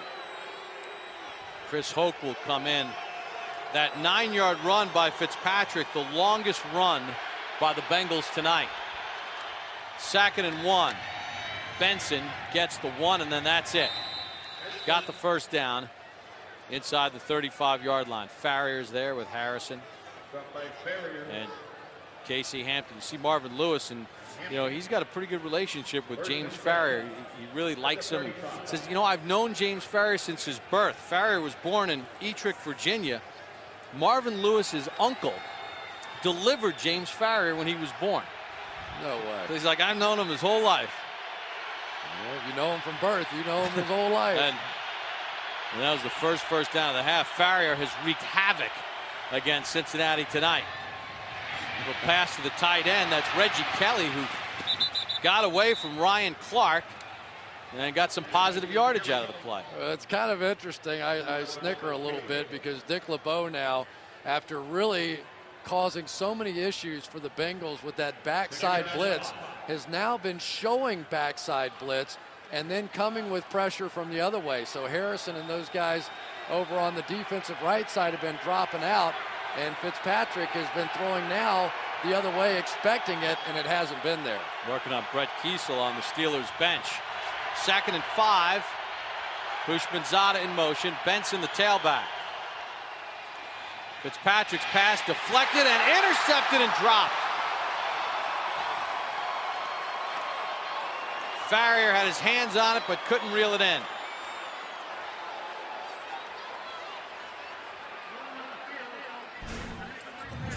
Ruling on the field, an incomplete pass. Tipped by Smith. That's his 3rd pass blocked. You know, this is pretty interesting. Did he catch this, control it, and then get it stripped out of his hands? I'm not so sure that's not a catch, an interception, and then a fumble recovery. It goes right off the bicep of Smith. Let's see if he controls this thing. Well, ball's kind of moving. Yeah, he never did really have complete control of it, did he? And Kelly knocked it out. Reggie Kelly, the tight end. The ruling on the field was an incomplete pass. I think they got that one right. Chris Perry is checked in. Cincinnati needs points. 3rd and 5. Utek is going to get called for a penalty as Perry gets the first down. Ben Utek, the tight end, came in motion, but he turned upfield. So this one's coming back.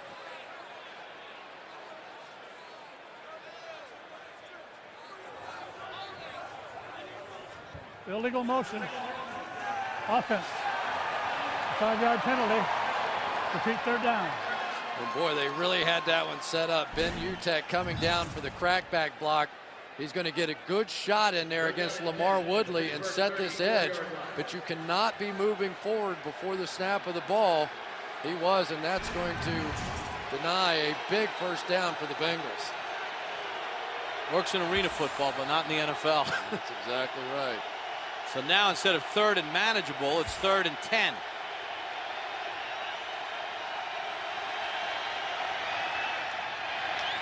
Steelers on a blitz. Caldwell's got the catch. And a first down. Polamalu on the tackle. So Andre Caldwell, the rookie out of Florida, with his 3rd catch tonight.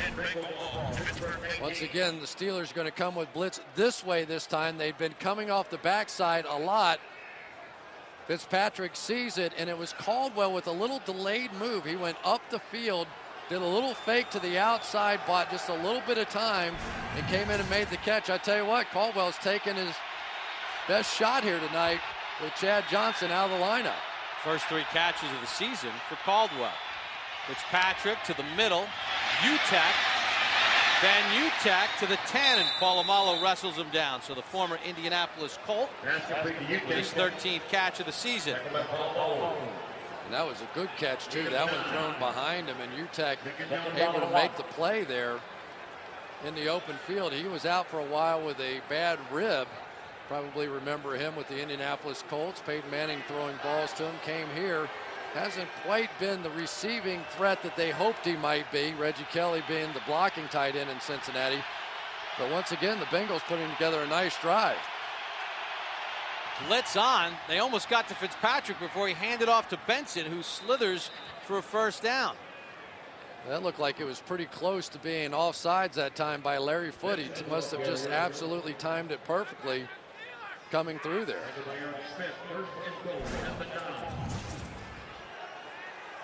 Wow. Yep, just before the snap of the football came in there. We saw big Casey Hampton on the other side.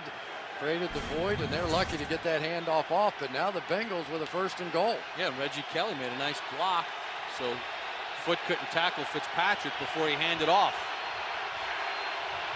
So 1st and goal for Cincinnati. Houshmandzadeh in motion. Blitz again, and that one errant, intended for Caldwell. Ike Taylor on the coverage. You just have to wonder how many quick outs Ryan Fitzpatrick has thrown to Andre Caldwell. Once again, with no Chad Johnson here, the timing, the normal practice procedure, everything that goes into this now comes into play, because that was a wide open route that time. Fitzpatrick simply missed that when they had the blitz picked up. Should have had something out of that pass. Steelers with 1 sack tonight. Houshmandzadeh does not have a catch in the second half. Play clock down to 3 on 2nd and goal. It'll draw to Benson. Doesn't fool anybody. Travis Kursky got the first hit. So it'll set up 3rd and goal with 7:25 to go. Chris down 13. You know, is this almost 4-down territory when you look at the clock and the down 13 points? I mean, if you kick 3, can you expect to get 2 more possessions back against Pittsburgh? You know, I think you have to analyze who you're playing against, and against the #1 ranked defense, you could be right. They could be going for this here. But Fitzpatrick has been really efficient down in the red zone this year. 11 for 17, 4 touchdowns, no interceptions. This has been his strength. 3rd and goal. Henry to the top of your screen, split left. Fitzpatrick throws right over the head of Houshmandzadeh. Well, Marvin Lewis will send out the field goal unit with 6:50 to go in the ball game to try to make it a 10-point game. Just have to wonder if there are 2 possessions left in this game for Cincinnati, and that one sailed wide too. So Fitzpatrick had 2 shots on that one, overthrew both, and that may well be the end. That looked like you needed a touchdown. I have to say, I probably would go for it right here. I think this is your best shot to win the football game. From 26, Graham just slips it inside the right upright. That was fading fast. So with 6:47 to go, Graham hits from 26. Mike Tomlin's Steelers lead it by 10 here in the 4th. A Fort Cherry High School football player in McDonald, Pennsylvania, a little southwest of Pittsburgh. Spent 4 years as linebackers coach with the Pittsburgh Steelers. His squad down by 10. Chris, now I kind of thought maybe that was 2 down territory. They elected to go for the field goal. Do you think onside kicker, or do you kick it away with 3 timeouts and the 2-minute warning? Well, if you're kicking the field goal, I assume you're thinking your defense is going to make a play, but to me that's a stretch against the Steelers in this situation. Welding Moore from inside his own 5. Moore bounces across the 25 to the 27-yard line. Darrell Blackstock on the tackle. Because, you know, let's talk about it. Because essentially now you need 2 scores in order to at least tie this football game. If you go for it on 4th down there and say you don't make it, you still need 2 scores. Now they have to be 2 touchdowns. But you back the Steelers up to the 7-yard line. Now their entire play calling has to be a little different, a little more cautious. Instead, you take the field goal, they're out to the 27, and it's a much more comfortable situation. Fanene back in for Cincinnati. He was shaken up in the last possession. Moore dropped by Pecco. You know, they've done a pretty good job of controlling the running game. Pittsburgh with 84, 85 yards on the ground in this game. And we have not seen Willie Parker. It's been Welding Moore here. Yeah, and this has been the strength of this Bengals team.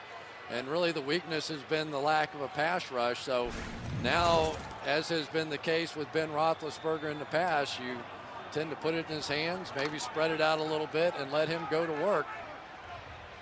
Moore wanted a face mask on Pecco. So 2nd and 10. Miller in motion. They give it this time to the Roethlisberger. Great play fake. Thornton and Pecco chasing him, and he finds Miller, who drops it after he was hammered by Brandon Johnson. A heck of a play fake by Roethlisberger. Yeah, it really was. He goes play action, and his mobility got him out there in the open, and Heath Miller just simply drops this one. I don't think this one was even close to a catch and fumble. I'm sure there's somebody somewhere screaming he caught it, and this should be a fumble, but it looked like he never really had control of it again. Just as he's taking the hit there, the ball comes out, clearly an incompletion. This is a huge play for Cincinnati if they really want to get back in it with 5:51 to go. 3rd and 10 for the Steelers. Moore to the right of Roethlisberger. Roethlisberger under pressure, fights out of it, downfield, completes it to Limas Sweed for a 1st down. There's the magic of Roethlisberger. Sure is. Anthony Fanene had him in the backfield, but the strength of Ben Roethlisberger, simply the difference. He's going to look right. He's going to be wrapped up, had by the legs. He comes out of it and makes the play. Every time that you see Ben Roethlisberger take a sack and you go, God, why does he get rid of the football? Why does he keep trying to make plays? Well, that's it right there. That's what Bruce Arians, the offensive coordinator, would tell you. Why do I want to take that ability away? We're going to let him play. If he takes sacks, he takes sacks. We don't care. You talk to most linebackers in the NFL. Pick a team as Moore just runs over Marvin White and gets 11. You talk to most linebackers around the league, and you ask them about trying to bring Ben Roethlisberger down. They say he is the hardest in the league to bring down by far. Well, he's bigger than most linebackers, so that's understandable. But for the Pittsburgh Steelers, this is a football team. They don't lose in these situations. They had an 11-point lead in this game. They are 139-1-1 in games in which they have had an 11-point lead at any time in the game. The only team to beat them during that stretch, the Cincinnati Bengals back in 2001. Moore again. Moore to the outside. Jones tackles him, but it's a gain of 8 on the play. Another injured Bengal down on the field with 4:13 to go. It's David Jones who's playing because Jonathan Joseph, the starting corner, has been hurt. Will step out with the Steelers by 10 on Thursday Night Football. The ball offensively and just grind it out, and it looks like they're well on their way to doing that again. Yeah, and you know, you think about on Sunday against San Diego in the go-ahead drive with the field goal, Roethlisberger hit a couple of key third downs, avoiding sacks and making plays. Moore. Okay, Doc. Looks like he has another Pittsburgh first down inside the 35-yard line with 4 minutes to go in the contest. First down. Tackled by Thornton. Mike Tomlin's fired up. The ball to Bengal 34.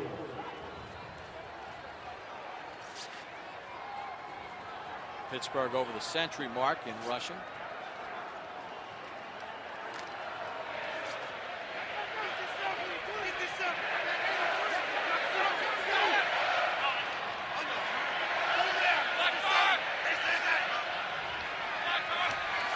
Roethlisberger uses all the play clock and gives to Moore on a 1st and 10. Rashard Genty on the tackle. You know, we're going to get another stoppage of play. Cincinnati is going to call their first timeout with 3:19 to go in the ball game, and they trail by 10. And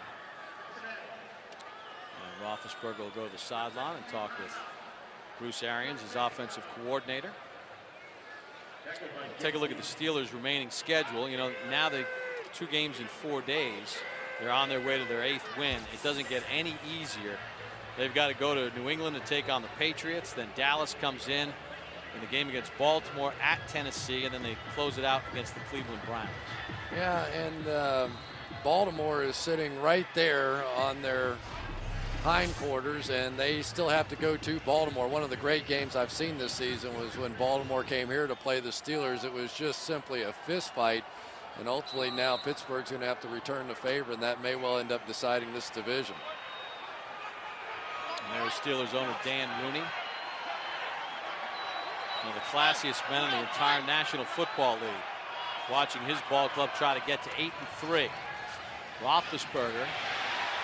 Little screen to Moore, tripped up at the 15-yard line by Marvin White. Another Pittsburgh first down. Gain of 18. Well, you're so used to seeing those screen passes that go out wide, then all of a sudden the running back turns back to the inside for a screen, and it just keeps defenses on their toes. That is such a tough play to try and defend. I tell you, Mewelde Moore did a great job acting on that one, sold it beautifully. And another big play for Pittsburgh is it finally looks like the Bengals defense is just wearing down. Moore 4 catches for 41 yards. 1st and 10 for Pittsburgh. Give it to Moore.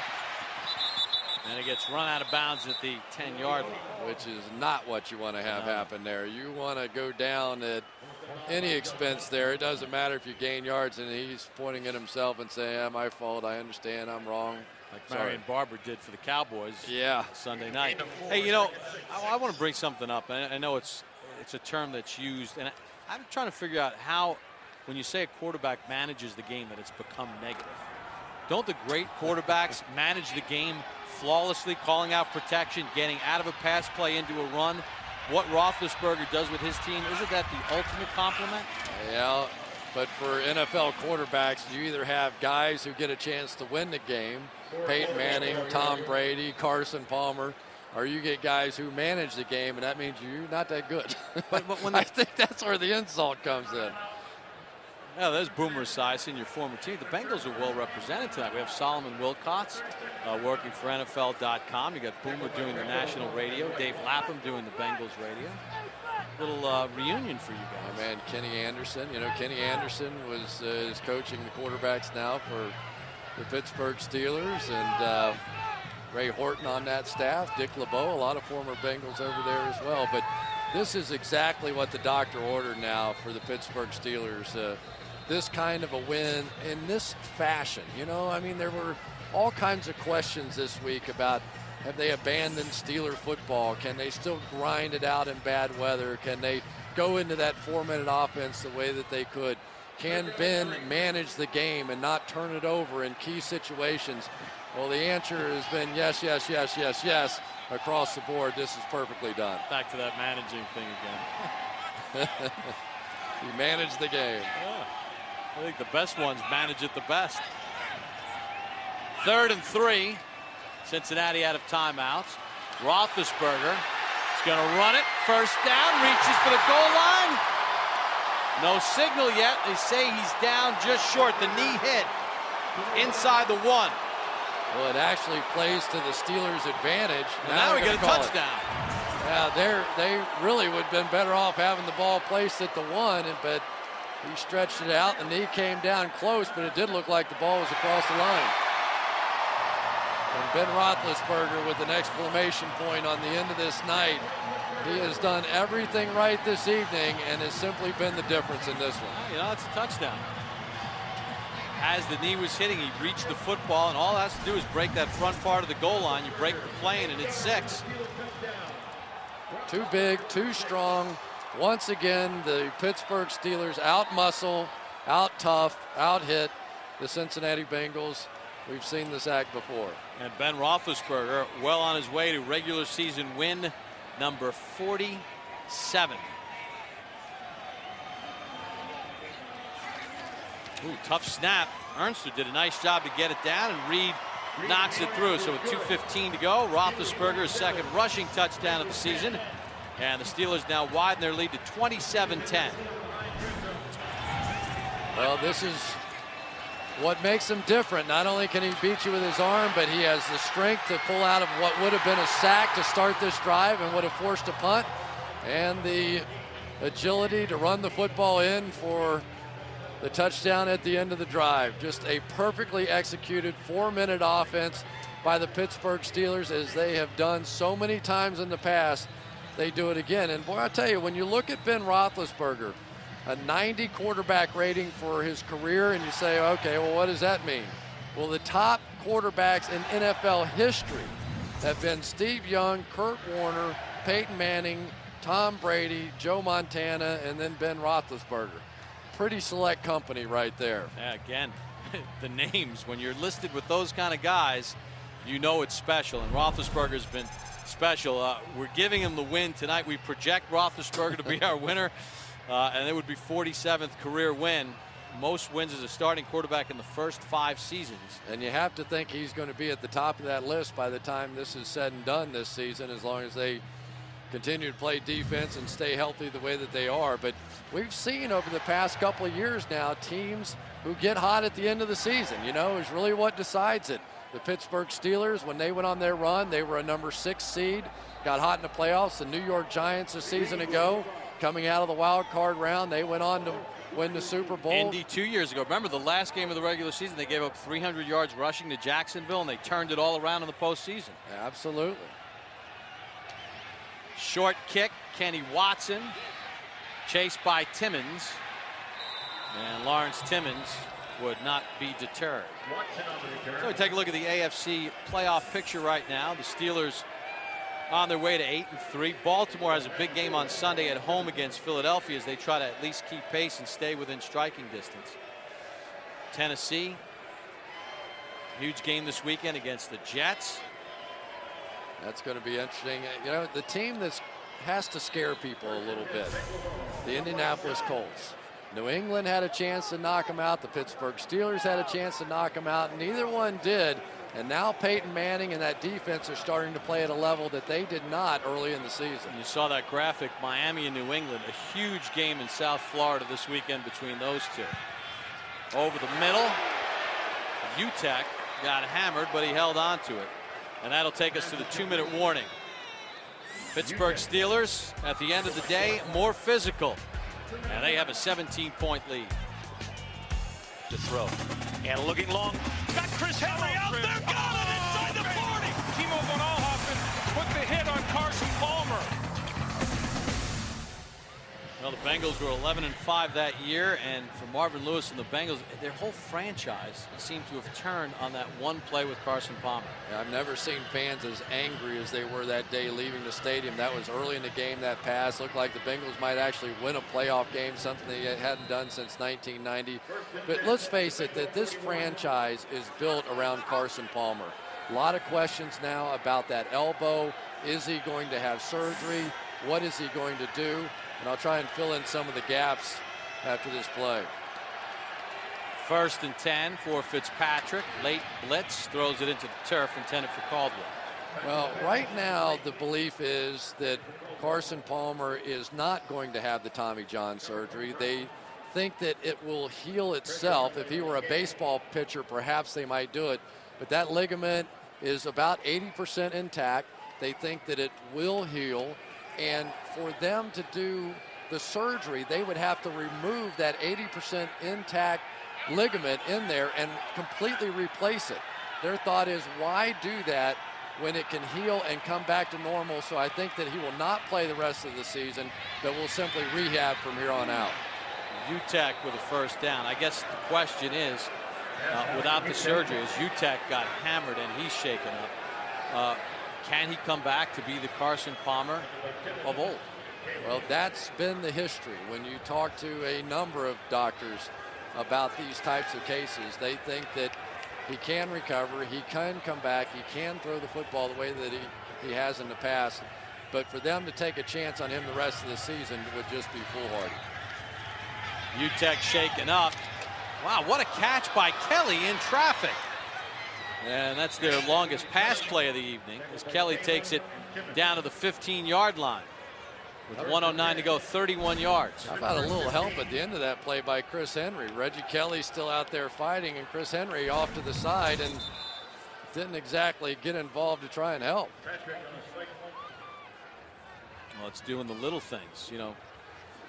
Talking with Marvin Lewis, as I do every week, you know, he said, you know, we don't do the little things to finish. And it's those are the little things, you know, that extra block, you know, yeah, it's only a minute to go in the game, but those kind of things, just, we're not doing it. And that's why we don't win close games. 2nd and 10 for Fitzpatrick.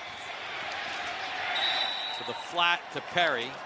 And Gay on the tackle. Well, I'm going to disagree with that a little bit, because I think it's the big things. I think it's the big guys. This has been a football team that has always been built wide receivers, cornerbacks, skill position players, quarterbacks. And when you look around the National Football League right now. Polamalu with the interception at the goal line, and there goes Troy.